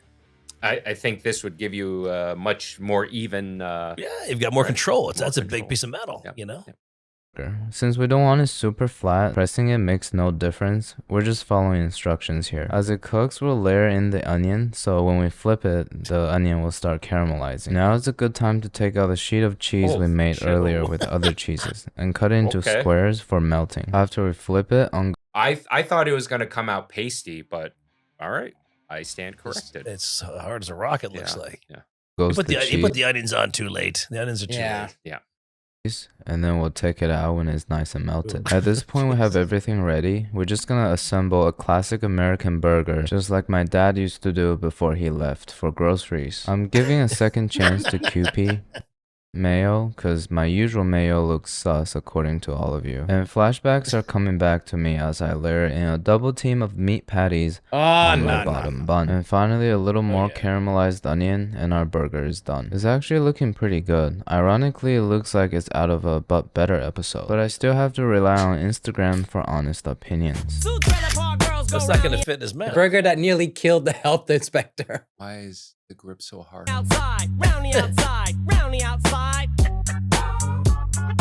Suspiciously normal looking. No way you made this, bro. I like that. Now we'll quickly clean up the countertop so we can plate everything and make it look nice and fine. Maybe the patties are too thick because when I squeeze it, it's sliding off a little bit. Alright, after adjusting the patty position, we'll place the burger on a plate and we'll scatter around. You know, I was thinking the way he made his cheese slices that it was going to come out pasty. He wasn't going to. Why are you still on the cheese? Because this Why? Because this is called Pro Chef. Come on, Reacts. I got a martini waiting for me, and this you're is called just Pro Chef Reacts, and I'm trying to give some pro chefing reacting. Okay, man.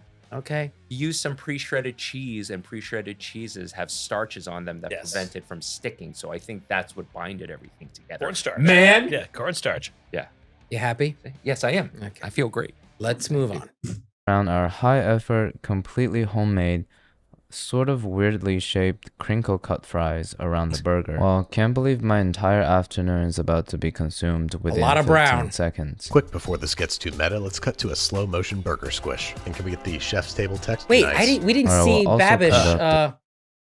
cooking the burger. Well, the video is mainly FutureCanoe's thing because he's recreating Babish's but that's thing. what I wanted to see. Oh, that's what you wanted. Well, I don't understand why these guys all they you should compress to fit in your mouth. You shouldn't design a burger that wouldn't fit in your mouth without compression. But Babish wanted to. Why would Babish? Why was he compressing? You remember Ozerski? Like, yeah, the best size burger. Yeah, like you have to be able to hold it in one hand. Yeah. It's true. Yeah, he actually liked a burger that was a normal size burger. Yeah. The slow motion burger squeeze with chef's table text on the top right corner. Look at how hard that bun is. Yeah, very dense. It's very dense. Super dense bun. But no one should squeeze burgers. Agreed. Did you say you want more? Okay. No.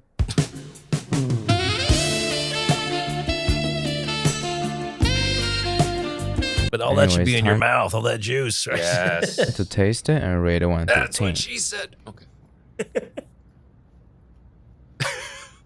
He's like, where do I start? There's no way.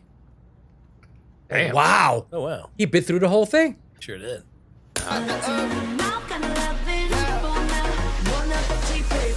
The patties are a little bit overcooked, but overall the burger tastes very fresh. Using buns that are made in the same day is really a game changer. There's no way it's fresh. Out the oven. It didn't start out fresh. No. But no perfectly freaking melts way. into the patty, and the caramelized onion provides that hint of sweetness that brings everything together. Although after taking a couple bites from the burger and the fries, my mouth is drier than the desert. I think the overcooked patty and the fact that I used whole wheat flour for the buns didn't really help. There Overall, you this go. is a great recipe, and I'll give my performance today an 8 out of 10. If you have nothing to do for an entire afternoon and craving a really well-made burger, this is the one for you. Alright, thank you. all right. Wow. All right. There it is. Okay, then. We've exposed you to FutureCanoe. Yes, thank you. I've never heard of FutureCanoe. Yes. He's based here in New York, too. Oh, good. Okay. We've been trying to get him to His timing, respond to us. his monotone timing is just addictive. No, it's amazing. He does great. Before we close out this episode, I want to say thank you to all of my amazing patrons. Thank you so much for your support. And for the rest of you, please consider becoming a patron by clicking the link in the description below. By becoming a patron, you get to take advantage of some awesome perks like early access to new episodes and patron exclusive content. All right. Well, George, thank you for being on the show. Thank you for coming on the podcast. But I think we can all agree, all of us need a martini and some burgers. So with that said, oh, no, forget that. I'm Chef Brian Tsao, not your typical chef. FRENCHY. George Modes. And we will see you next time. Say bye to the wide cam. Bye. Struggle meals. Cheap, easy, and ideally delicious. Though we know this isn't always the case. Struggle meals are often made with random ingredients, often by people with very little to no cooking skills. I myself am not above a struggle meal, and I too once didn't have cooking skills. Sometimes it's a matter of sustenance over substance. But I'm not sure if we can even call this sustenance as FutureCanoe tries more of his viewers' struggle meals, but this time from across the world. And no matter how cheap or random, FutureCanoe is willing to do this for the sake of science and our entertainment. Before I go on with today's episode, I do want to give a special shout out to my amazing patron, Jeff. Thank you so much for your support. With that said, on to the reaction. We're just going to dive right in. Our boy FutureCanoe has put out a new video that people want us to check out. The people have demanded. Did we do this last week, though? We did a FutureCanoe video where he does struggle meals. Well, he's done a new video of new struggle meals from across the world. You ready, buddy? Are French people in it? I hope so.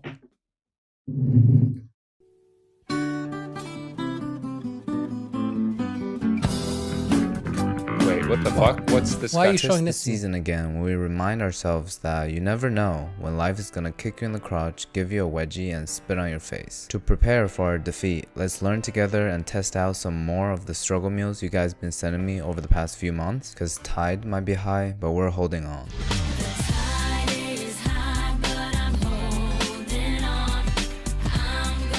Okay, our first anonymous submission calls it the college experience, so I assume it's pretty horny, insecure, and dehydrated. But it seemed like a good start because the first step involves making ramen. I'm not gonna use Shin ramen though, I'm gonna upgrade it to Indomie. As I told you guys in the last video, I've never been to Indonesia, but my mentality grew up in the streets of Of what? Jakarta. We're preparing some large tortilla, and why is this dry? That is some original comedy. That was pretty good. This kid is, yeah, it's fucking sharp, man. That was pretty good. I think I forgot to seal it up after using it last time, so it's no longer moist critical. Even penguins in the Arctic will have 0. He's referring to a big famous YouTuber right now. He's fucking sharp, man. Tolerance towards it. It's pretty much a cooking white flag waved by my friend Charlie. Another component of this dish is chicken patty. I don't know what chicken patties are. I'm gonna replace it with a more realistic college food chicken nuggets. While it's air frying, we're gonna cut up some string cheese. I don't understand why would a dairy company name itself after a vaccine. We're not really warming this up, so I guess maybe shredding it would be better. Making the Indomie as usual. I feel like we've been making a lot of these lately. We put it on top of the cheese and the nuggets fresh out of the air fryer. Let me know in the comments if I'm qualified to work at Chipotle.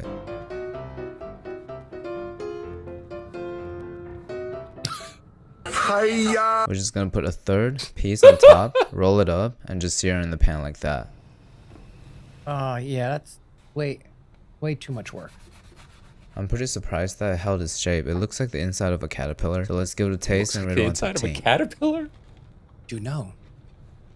I mean, obviously it's fire, but I like to know where you went to college that you call this a struggle meal. If I had access to these luxurious items back in college, I wouldn't have finished with such a low GPA. For that, I have to give it a 7 out of 10. Sarah. Yeah, seriously, that was like a fucking pantry's worth of food. We didn't have any struggle meals at the CIA. No, we did not. Dude. Oh man, going to culinary school like that, you never struggled for a meal, ever. And you could eat also as much as you want, and you can eat as much as you want. And even when you don't want to eat, someone brings you food. Oh, you're eating. Yeah, whether like it's a pastry student got the mad cookies and cake from class that day, or it's you're cooking for yourself and everyone's trying to one up each other. Yeah, you're not struggling in culinary from the sweet home of Alabama told us that her recipe is just mine but 10 times better.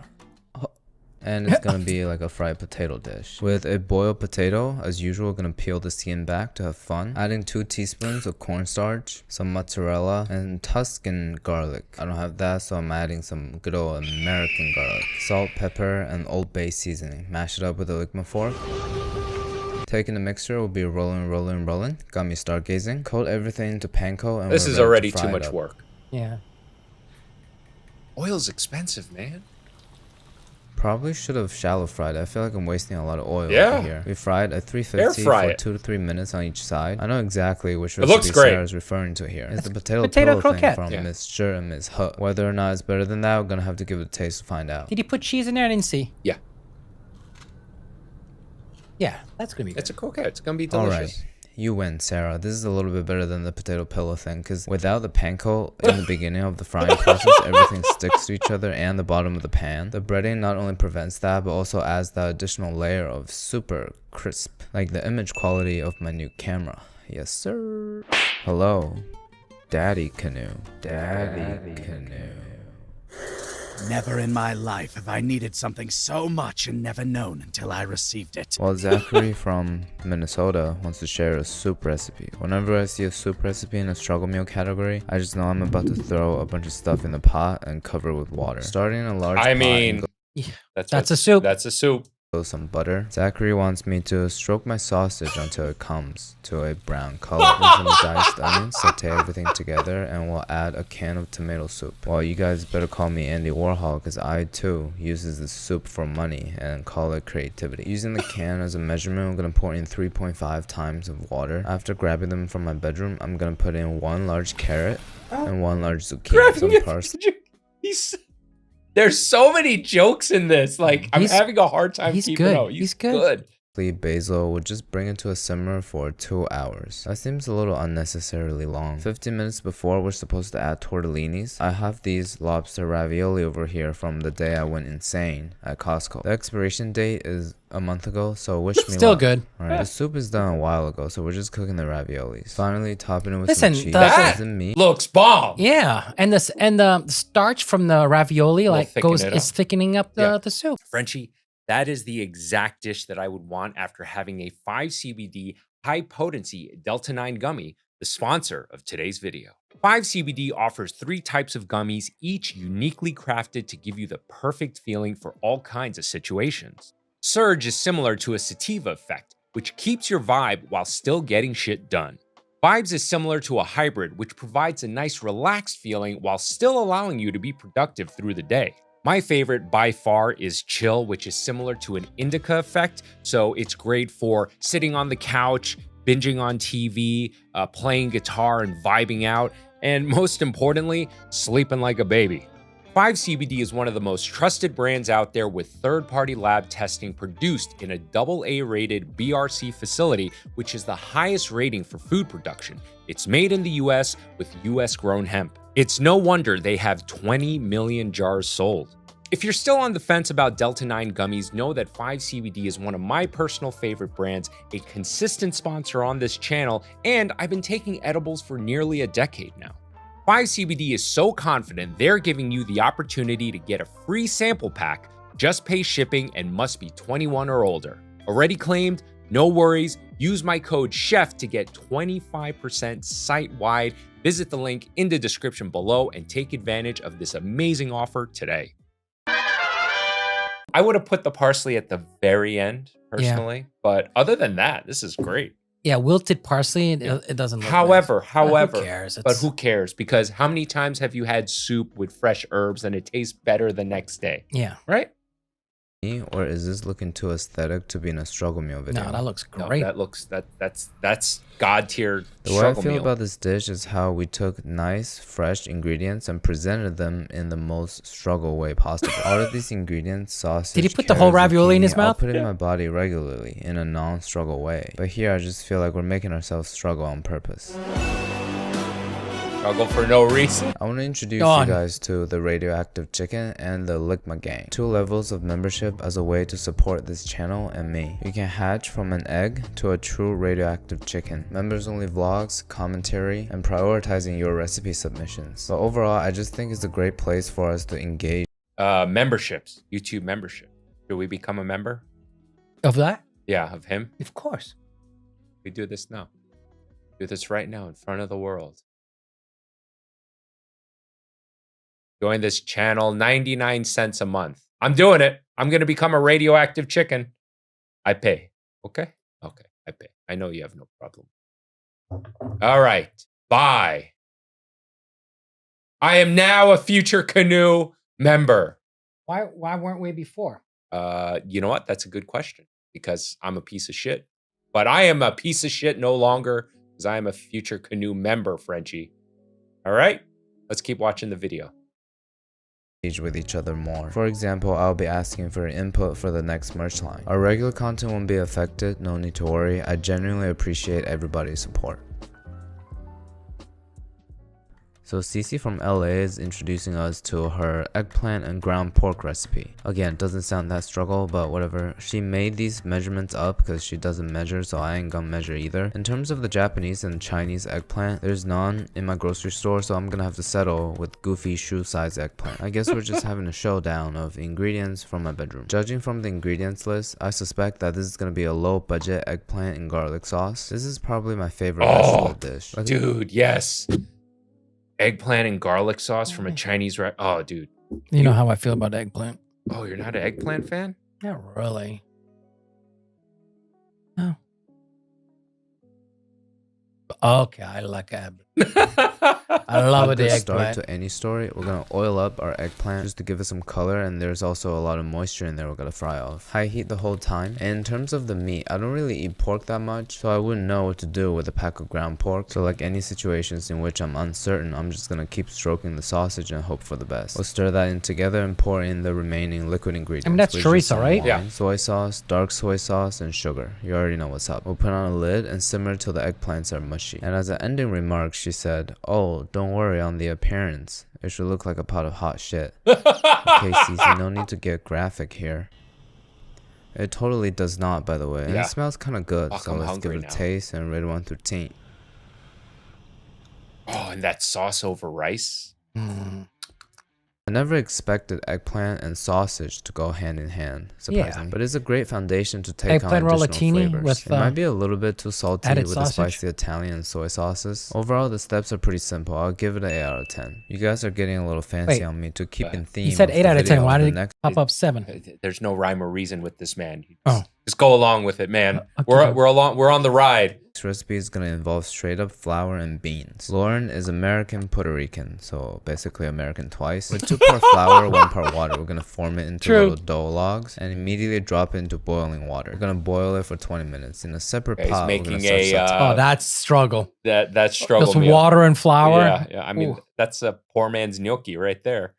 sauteing some onion in butter, as well as some cilantro, Old Bay, That's parsley. and beans. Oh, We'll no. add back in It the looked like dough parsley. from earlier. You know, Lauren said if it looks disturbing, I'm doing it right. I'm just glad this dough is not brown. Once we saute everything together, it's thicken up a little bit. looks good. Oh boy, let's give it a taste and rate it 1 through 10. No, thank you. I totally get where this That's dish too is trying to starchy. go, but the Ugh. dough is not cooked at all. See? Probably my fault though. This dish definitely is a true Yeah, you struggle see, meal. a nugget of dough that big, you'd actually have to pretty much braise it for it to cook through properly. Or you have to make it smaller, significantly smaller. Because you're just trying to get flour into your system using minimal ingredients. Sauteed garlic, onion, definitely carrying, but the flour log is making me depressed, so 4 out of 10. Back at it again with the garlic, onion sauteed in butter, the secret foundation to flavor and aroma of this episode. So Riv from Flint, Michigan specified that we have to use the Randall's Great Northern beans in the liquid. At first I didn't know what it was, so I looked it up. Sometimes you shouldn't really research into your food. I'm gonna just use these white beans from Goya. The transparent, slimy liquid is kind of putting me off a little bit. Bring everything to a simmer. We'll drop in our cocktail weenies. Only in this situation, the bigger the better. Put on a lid and simmer for 10 minutes. Now, this is what I'm talking about. Looking like a proper struggle meal. I'm Straight up down hot with dog that. and No, that was stewed school bean cafeteria. together. Remember? Looking so Yeah. Remember this awkward this that meal? It's kind of photogenic. It was- I'm gonna first And the hot taste dogs were beans. mushy. Subsequently, And irony. I'm gonna They taste gobble the irony. glizzy. Yeah. Remember?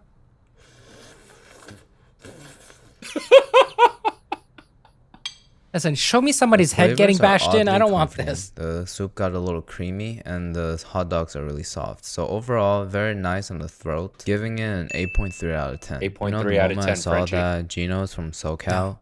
I suspect there's something fake Japanese coming. What I like about the dish is that we're cooking an egg, but we don't need the stove. We're gonna mix egg with soy sauce and microwave for a minute. Yeah. Open a water-based can of tuna. You can slurp the tuna juice if you want. Unfortunately, I ran out of I Give a Second Chance to Kewpie mayo, so I'm using the regular one. This is what the egg mixture looks like after being in the microwave. It So actually something my mom used to do, I mean, that's way overcooked, is mix egg with water with a little bit of soy sauce, and that's it. It's like a custard, really nice. You eat that with rice, some scallion. looks like we're That fried egg's on a way pan. overcooked. And this is what Gino calls the poor man's bibimbap. I have a feeling the bibimbap was originally like more of a lower end dish. But I guess one of the themes on this channel is how low we can go Hot in tuna. cuisine. Hot tuna You know, fish. something doesn't feel Don't smell right. good in there. No, definitely does it. Oof. Yeah, Hell yeah. that'll It's ready to be help. tasted.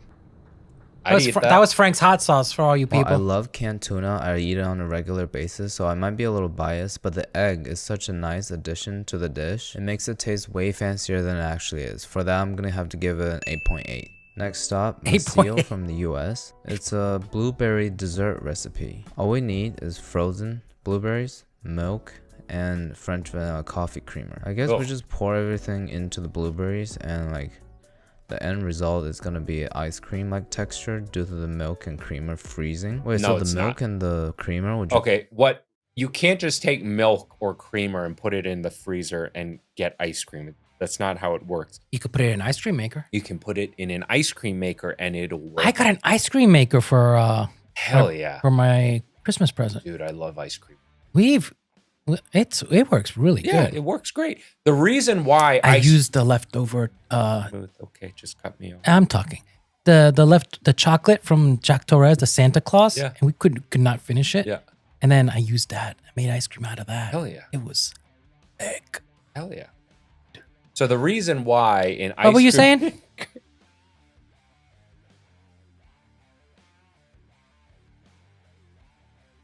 The reason why an ice cream is smooth is because the ice cream maker keeps churning, and it prevents ice crystals, big ice crystals from forming. So that's why if you just freeze milk, you'll have an icy texture versus ice cream from a pint, which will still be smooth because it's been churning, moving. Just freeze on its own? Are you on drugs, bro? I'm a master of thermodynamics. I don't think that's how it works.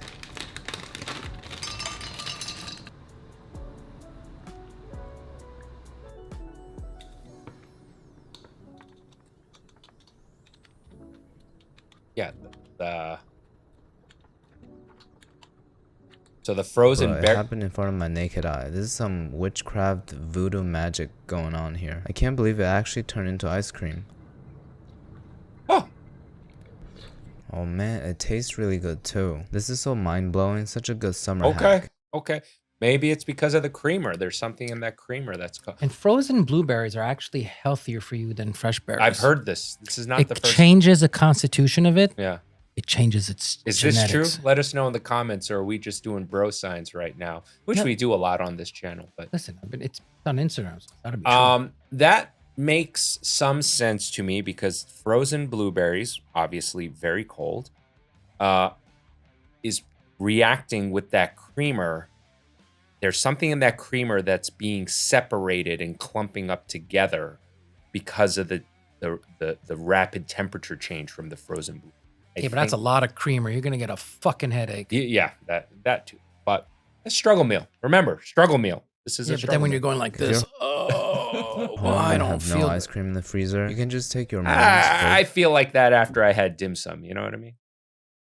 frozen fruit and the milk that your dad never came back with and make an ice cream as a sign of your independence. You guys are actually so smart. I always assume that most of you watching this channel are stupid because I'm back super stupid. But I guess several some of bites. you are actual geniuses. So 9.3 out of 10. We're finally moving away from the USA and going all the way to Canada. Today, United States launched a trade war against Canada, their closest partner and ally, their closest friend. Canadians are reasonable, but we will not back down from a fight. Not okay. Okay, Governor. Yeah. Sophia calls it the sad man's kasha, food for your horse. Again, confirming my Yeah, I want that new guy, articulated Pierre conspiracy Poilievre. theory that He's the guy I ruling showed you who class was eating the apple while he was giving an interview, and the guy was like, "Well, you said like you this," and he's just like casually eating this apple. It's like, tell me when I said that. Like, show me an example. Like, it was just bonkers. Oh, I did not know about that. Hell yeah. Vince I don't know his says to politics, eat but horse food. But anyways, we're gonna mix He steel was, like, cut funny. oats with bully beef. Bully I don't know beef? what bully beef is. I've had beef and been bullied a lot, but I have butter though. Cooking Canned oatmeal bully as beef? What the usual, fuck I'm is using canned bully shredded beef? Spam instead of bully beef. Don't ask me why I have it. I'll explain. Why later. why was Not it so already much beef, shredded? Yeah, but I they're know. bullied already. And a couple tablespoons of butter. I don't think I'm gonna salt it because I feel like the Spam is already carrying on the sodium front. Wait Once a it's all second. cooked, thick. No, What? your oatmeal. Oatmeal, Spam, and butter. Like this, But will I give like it a taste. I like grits. It's surprisingly nice. Tastes like a savory porridge or congee, I guess. 8.5. The next recipe, as you would have already guessed, is a sweet one. They Hell call yeah. it the Canadian glizzy. Being I have done this. I have done this many a times recently too. the glizzy goblin. And I take it a step further. I use the goober. You know, the peanut butter and the jelly in one jar. Oh, so you're the one that's buying it. I'm single-handedly keeping that company alive. I love that shit. But I do that with Nutella and a banana all the time in the middle of the night. The middle of monster that I am, I have to check this recipe out. Plus, I'm extremely excited by these ingredients. These are pretty much 3 of my favorite sauces on the market right now. Actually, for the topping, we need to do peanut butter and jam. Oh, Nutella, wait, in a honey. hot dog bun? Whatever bread I have, but I've done it in hot dog buns. I've done it in burger buns. Like I had a barbecue. I had these burger buns. I have no more burgers left. I don't want to waste. Oh, so it's a peanut butter and jelly sandwich, but with banana and Nutella. And sometimes I'll put honey on it too. Oh, you make me one. Yeah, I'll make you one. Okay. Fucking eat the shit out of that. Yeah, I will. Yeah. All right, everyone. I am, let's see, I'm back home. This is my family's leftovers. It's very rare I'm home to eat dinner. I always eat whatever's left over.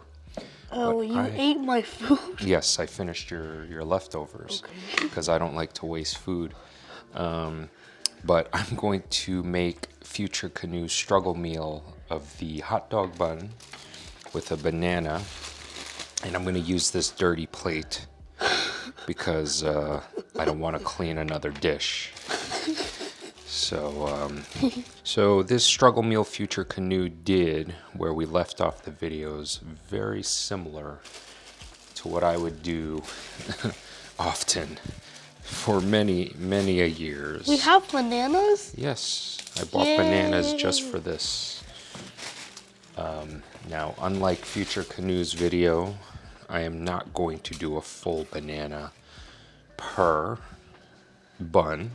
Yeah, because the buns are too small. Yeah, I'm just gonna do half, okay? And the whole ooh, I actually like this part. I think it has better flavor. I know that grosses out Frenchy, but I don't care. Also grosses out me, so I swear I'm not eating that banana. I will eat this part. Okay. So what I will do is, you better not cut your fingers. yeah, don't worry, Daddy knows what he's doing. So, let's do that. This thing is tickling me. Okay, just this is gonna be a fast video, hun. Okay. So, I have some.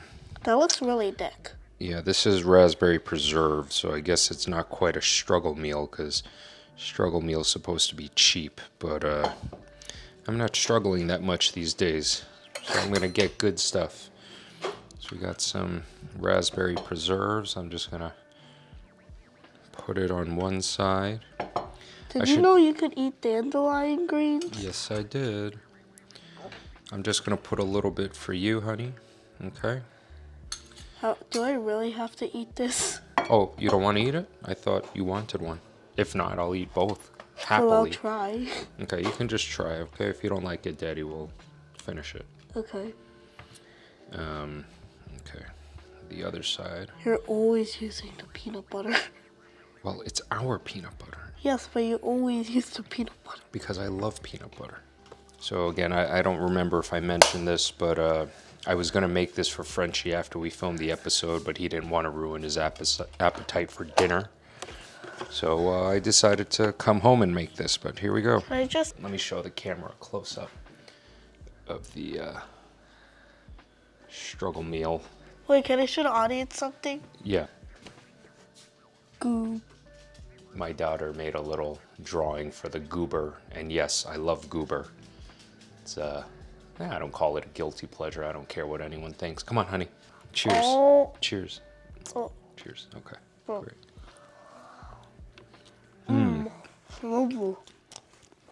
Good? Okay. Are you gonna finish it? Maybe. Okay.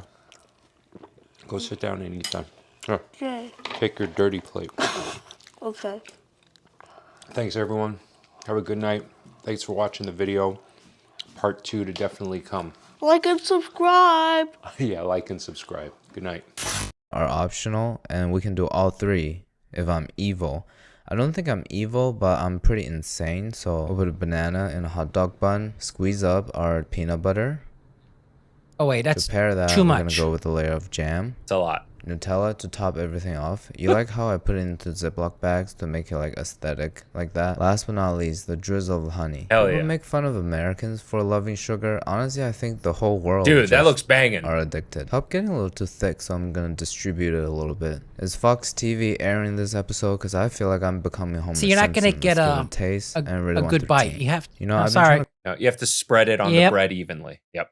quit sugar lately, and that bite just took my brain for a ride. Yeah. I'm like Lindsay Lohan celebrating coming out of rehab by popping a Xan. It's such a horrible dish, but anything with PBJ, Nutella, honey, bread, banana is a 9 out of 10. Yeah. First in the UK category is from L. You usually get all those high caloric dishes and ideas from like cold weather areas because you need that sugar to to burn, you know? You gotta shovel that snow. You gotta shovel that snow, gotta man. go out in the cold and collect that maple syrup. I don't know where this is. Basically rice and peanut butter sauce. A one-pot recipe where like boiling some sauce. I love and a cooking savory chicken. peanut butter In pan sauce. will Yes. spread 2 tablespoons of peanut butter, some water, some Maggi seasoning powder. I don't have that, but I heard it just sweetened up MSG. So I'm gonna replace it with chicken bouillon, paprika, and maple syrup. While the That was a lot sauce of is coming paprika. to a boil, we'll score the chicken I to don't make hate it it. easier to cook and season it with salt and Old Bay. Lay it directly into the sauce and cook for 6 minutes on each side. Ideally, the chicken is gonna be done at the same time as the sauce. I'm gonna baste it a little bit because I just feel the urge to baste meat when it's in a saucy pan. Do you guys feel that? To serve it on top of a bed of rice, we'll just put the chicken and sauce, pour it all over. Put some Topping scallion it on with that? crispy shallot. And this is actually smelling very nice. Okay, that's good. That's fucking great. Brand new whip, just hopped in. I got options. I can pass it like Stockton. That guy wrote, is this before or after eating it? It tastes straight up like a restaurant quality Thai satay chicken and rice. I can't believe the sauce is just peanut butter, water, and some chicken bouillon. Very impressive. 9 out of 10. Well, that's Dude, I'm hungry. I want this peanut I butter want sauce. these too. Buddy, we're almost out of time and we're only halfway through this video. Yeah. Yeah. So I think we need to end it here. Maybe the next segment of this video is me making you that Nutella peanut butter Wait and a jelly second, sandwich. you're gonna end the episode here? Yeah, because if the audience wants it, they'll let us know in the comments if they want us to finish the rest. Before we close out this episode, I want to say thank you to all of my amazing patrons. Thank you so much for your support. And for the rest of you, please consider becoming a patron by clicking the link in the description below. By becoming a patron, you get to take advantage of some awesome perks like early access to new episodes and patron exclusive content. You're like all those bitches that ruined the orgasm. Oh, you cunt. Let us know in the comments below. Really? If you want us to finish this video. But in the meantime, I'm going to go make Frenchy one of those peanut butter, jelly, Nutella, honey, banana sandwiches. So hope you enjoyed this episode as much as we did making it. And Wait, are you remember, serious? It always gets better. And with that said, Not today. With that said, I'm Chef Brian Tsao, not your typical chef. Later, I guess. Yes. Oh. And we'll see you really soon. I don't know. I don't know if I would come back. God damn. See, this just goes to show you that little packet, how Right. strong it is, because Right. every dish looks the same. Yeah, that bulldog sauce is going to completely overpower the pesto. Yeah. Wait, did he say alcohol evaporate? Yeah. It's fucking alcohol. It's alcohol. You know, I chunks. I empty out the fridge. I clean Yeah, when I want to yeah, clean out the yeah. fridge. I'm making a sauce, a meat sauce. Penne alla vodka is supposed to be the pinnacle how long of is this Italian video? American cooking. When Pretty it was long. first This is a created, long the one. dish was called the disco pasta in Italy because people order it at clubs. This is why Italians do it better. Why would I dance on the floor and socialize with other people when I can just sit in the corner in the club and chomp down a bowl of penne? A hot pan will do a good amount of olive oil, about 2 tablespoons or so, and start sauteing our onions and garlic. It's not 2 tablespoons. One of the best smells in the kitchen. You don't want to heat up the oil too much because extra virgin olive oil has a really low smoke point. To deglaze the pot and flavor it with the classic penne vodka flavor, I'm gonna drop in about a 1/4 cup of vodka. Ooh. I don't know how much I believe experience. vodka really adds I to this never recipe. liked vodka sauce. It's a creamy Tomato sauce. Tomato sauce. I don't. Yeah. You know, you could use white wine. You don't. It doesn't have to be vodka. No. I think it's vodka I because just think it's cheap. Cold butter into the Yeah. tomato sauce, and that's it. Good to go. I feel like I just lost some hair.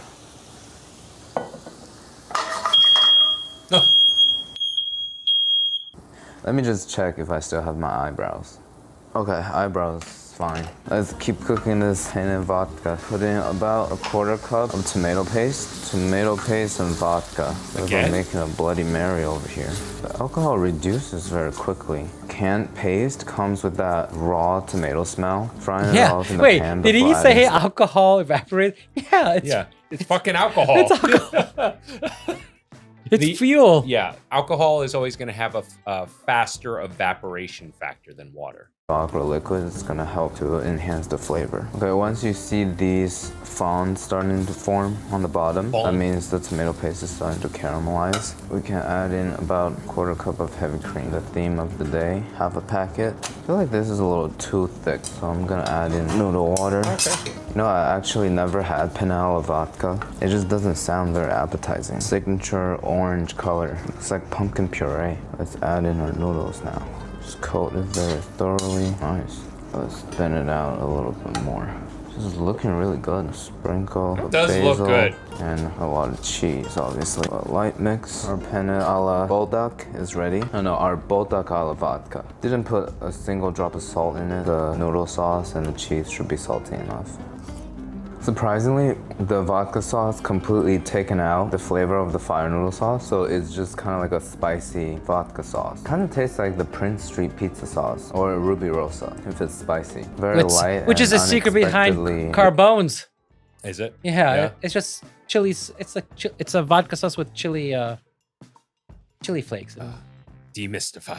Yeah. Refreshing. Super simple. Everything can be done in a pan. I'll give this an 8.7. Like many things in life, things just became really simple after I gave up. I was gonna make pesto from scratch, but too much pounding nuts could be bad for you. So we're gonna take some of this pre-made pesto and make a I'm not a sauce fan out of jarred pesto like that. You know, over the counter. Never liked it. About 3 tablespoons of pesto. Oh, there's some good ones. Of the sauce. Yeah. Is there? You could find good quality stuff. Okay. And I don't use it as the main ingredient. I would use it for something else. Okay. You know, to add. Maybe I'll it's give like it a chance. it's a shortcut. Right. The ones I've had, I've never really liked. Oh. Yeah. Yeah, on its own, they taste like shit. That's Okay. why I'm saying you use it as a shortcut. As a component. Yeah. Okay. Okay. Wait.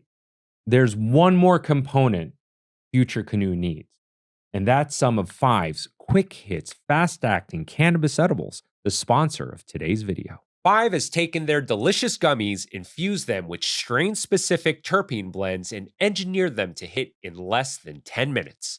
Faster, smarter, designed for those who care about what they consume. That's right, your favorite high-quality dispensary-grade 5 edible gummies now kick in 10 minutes, delivered legally, straight to your door, and it doesn't hurt. They're pretty freaking delicious. I've stopped smoking and vaping of any kind for over 10 years now, as I don't like what it does to my lungs. I also don't like the odors. And fortunately, with gummy edibles, I don't have to deal with any of that, but I get all the benefits. And since Five's quick hits hit in 10 minutes or less, there's a lot less of a guessing game, a lot more relaxing with a leading trusted brand. Get a free pack of one of our 4 flavors of 5 quick hits gummies. Just pay shipping.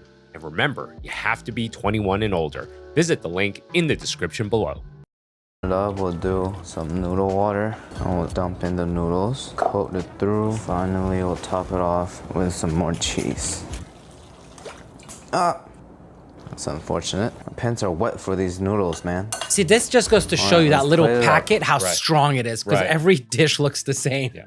And this Bulldog instant ramen is particularly spicy. That's what they're known for, FYI. So that's also why it's so fucking intense. It's a little blob of pesto fire noodle.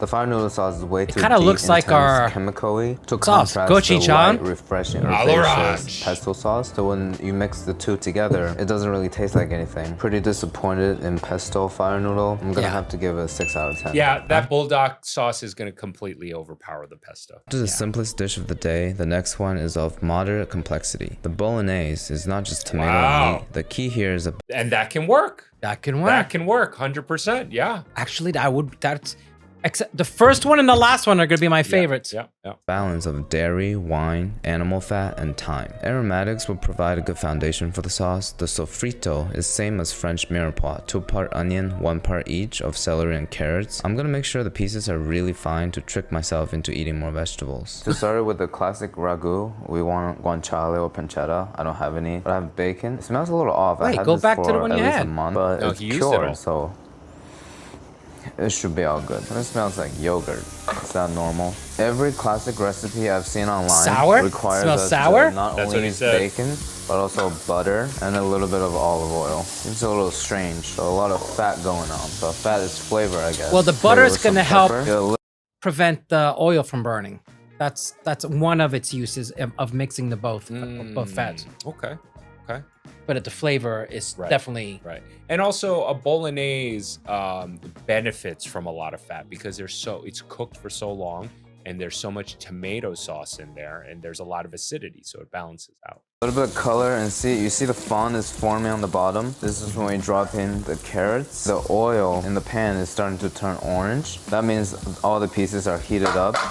And add in the next hardest thing to cook, the onions. So every time we introduce moisture to the pan, you can see the fond inside the pot is like falling off. A thoroughly sauteed sofrito is the foundation of a good ragu. Yeah, now the onions getting a little translucent. We'll go in with the celery. Finally, a tiny bit of garlic in the mix. We'll just leave it here to saute till I would have more gone more garlic. You see now the pan is pretty much all dried up. You hear that sizzling, popping sound, and the edges are getting a little brown. That pan also helps a lot. 1 pound of ground beef. Using 93% ground beef to counteract the fat from the bacon. Make sure to separate it well. If you're gonna do this at home, get yourself like a meatloaf mix. Yeah. And buy a little package of the sausage. Yeah. Sausage meat. Yeah. At Beauty and Essex, we used merguez sausage. Yeah. Yeah. Even better. It doesn't have to be merguez, but some type of sausage. Merguez is gonna level up the spice. Yeah, I actually think using a high fat, not necessarily, you don't have to pick the highest quality ground beef, but whatever ground meat you use, I don't think you could go wrong with something that had a little bit more fat. Listen, honestly, ground pork would be good. And it's getting dry. We'll go in with 1/2 cup of wine. It's supposed to be red wine, but I don't have white wine here. Add in a whole can, about 1 cup of tomato puree. Already looking like a sauce. We'll do about 1/4 cup of chicken stock. I do that all the time. Because we're about to where you take the can and you rinse it out with the stock or some water. braise it. Just ran out of milk. Everybody does that. 1/2 cup of heavy Not cream. everybody. I'm gonna just add a little more chicken stock Unfortunately. to it. That's gonna be our milk. It's looking very liquidy actually. Sorry, it's a sauce. So now you're probably wondering. That's a lot of ingredients, a lot of dairy. I'm not a fan of the milk. And I don't Do we say put that milk. at the same time? Yeah, we did. I don't put milk in my bowl. I don't. Yeah. Okay. All right. Season it all, but unless you're here making comes the a vodka sauce. Yeah. thing that's gonna season it perfectly. A whole packet of bulldog sauce. This is my first time braising things with bulldog sauce. I wonder how it's gonna turn out. You know that that's a good immediate point he brought smell that hits you when you put bulldog sauce into anything? Such a unique signature chemical flavor. Somebody should make a What's gonna happen to the That's not a good. packet? That's not a good. That's not a good ingredient to braise. Yeah. Right. clone of And that. the milk too. Once it's coming up to a simmer, we'll turn it on low heat, close the lid, and let it braise for at least 2 hours. But I usually don't like having the fire on for that long on my stove. I get a little anxious. What I do is I turn the oven on 310 and just throw this into. So, what I do respect about FutureCanoe is that he's not really looking to impress you. So he leaves in his mistakes like he did with the gnocchi. Right, and I'm not a fan of the milk in this, but I can appreciate that he doesn't cover up mistakes. So to a low temperature oven, and it's gonna achieve the same effect. Now there's been 2 hours. It looks like it's mutating. All of the liquid has reduced down. All the vegetables, meat have absorbed the flavor. I was about to say it looks like disintegrated shit, into but the sauce. now it You looks see? like a very little bolognese. liquid left. The tomato have caramelized, especially on the side. We're gonna scrape it and mix it in. As we're heating this back up, More? the last bit of No, cream we're no, no, adding. no, no, We no, stir no, no. in and just let it come up to temp. Additional parm. I don't think we put parm in it earlier, did we? Mix everything in. Half So the the way sauce- I make my bolognese is I put in the scraps of the Parmesan I've left over. You know, I put chunks. I empty out the fridge. I Yeah, clean yeah, when I want to yeah, clean out the yeah. fridge. I'm making a sauce, Yeah. a meat sauce. We're probably gonna store it. Look at that. These Italian shops in the West Village better watch out. Thick and creamy. Yeah, That's it's the not way a I creamy like it. sauce. Along with some of the noodle water, I further thin out the sauce, and we'll finish cooking. but that's the gonna noodles taste good. It's inside gonna of the taste sauce. good, I agree. It looks too dry. We're just pouring some noodle water. Ready to plate up this 93% ragu pasta. Try to do like a little swirl that they do in restaurants. Yeah, whatever. More sauce on top, some parsley. That looks Make it great. rain. Looks great. That looks Try the great. Black pepper. Look at that. A bulldog ragu. Now that's the one thing that's a little bit more difficult with the Ligma fork is swirling pasta into a spoon. Whatever. We'll just pile the sauce on top and eat it straight up. Okay, I think that might be too little of the bulldog sauce. Really? I can't taste it at all. You get that hint of spice. I think Only on that's the a back good of the thing if throat you- that the noodle is having an effect on me. Okay, this bite should be much stronger. The ragu itself has a lot of cream, cheese, and Wait, a but lot that of fat in but it, that so gives you interacts. an inside look at his taste buds. The fact that he wants more of that. So what he thinks are going to be high intensity Right, dishes. right, Like right. he loves No, he said at the beginning of the video he doesn't like spicy food. So the fact that I guess he's been eating so much of this bulldog sauce, now he's getting a he little can't- Oh, desensitized. You think he shot all of this in the same No, day? no, but you know, even if you eat this same thing over the course of a few days, you're going to adapt, right? Like, because even Yeah. Okay, so that's what happened Yeah, here. yeah. Okay. Really well with the sharp chemical spiciness from the bulldog sauce. This one is the most hearty variation so far. I think I can see this being a more sustainable option compared to all the other ones that's just full of grease and fat. Yeah, I'll give this a 9 out of 10. You can see the bolognese is an off. that has a lot of grease and fat. You just don't fucking see it. There were highs and lows there. There were. And this was a great video. Yeah. This was a lot of fun. Before we close out this episode, I want to say thank you to all of my amazing patrons. Thank you so much for your support. And for the rest of you, please consider becoming a patron by clicking the link in the description below. By becoming a patron, you get to take advantage of some awesome perks like early access to new episodes and patron exclusive content. All right, hope you guys enjoyed this episode as much as we did making it. And remember, it always gets better. And with that said, I'm Chef Brian Tsao, not your typical chef. Frenchy. And we'll see you really soon. Say bye to the wide cam, Frenchie. Bye, wide cam. Bye.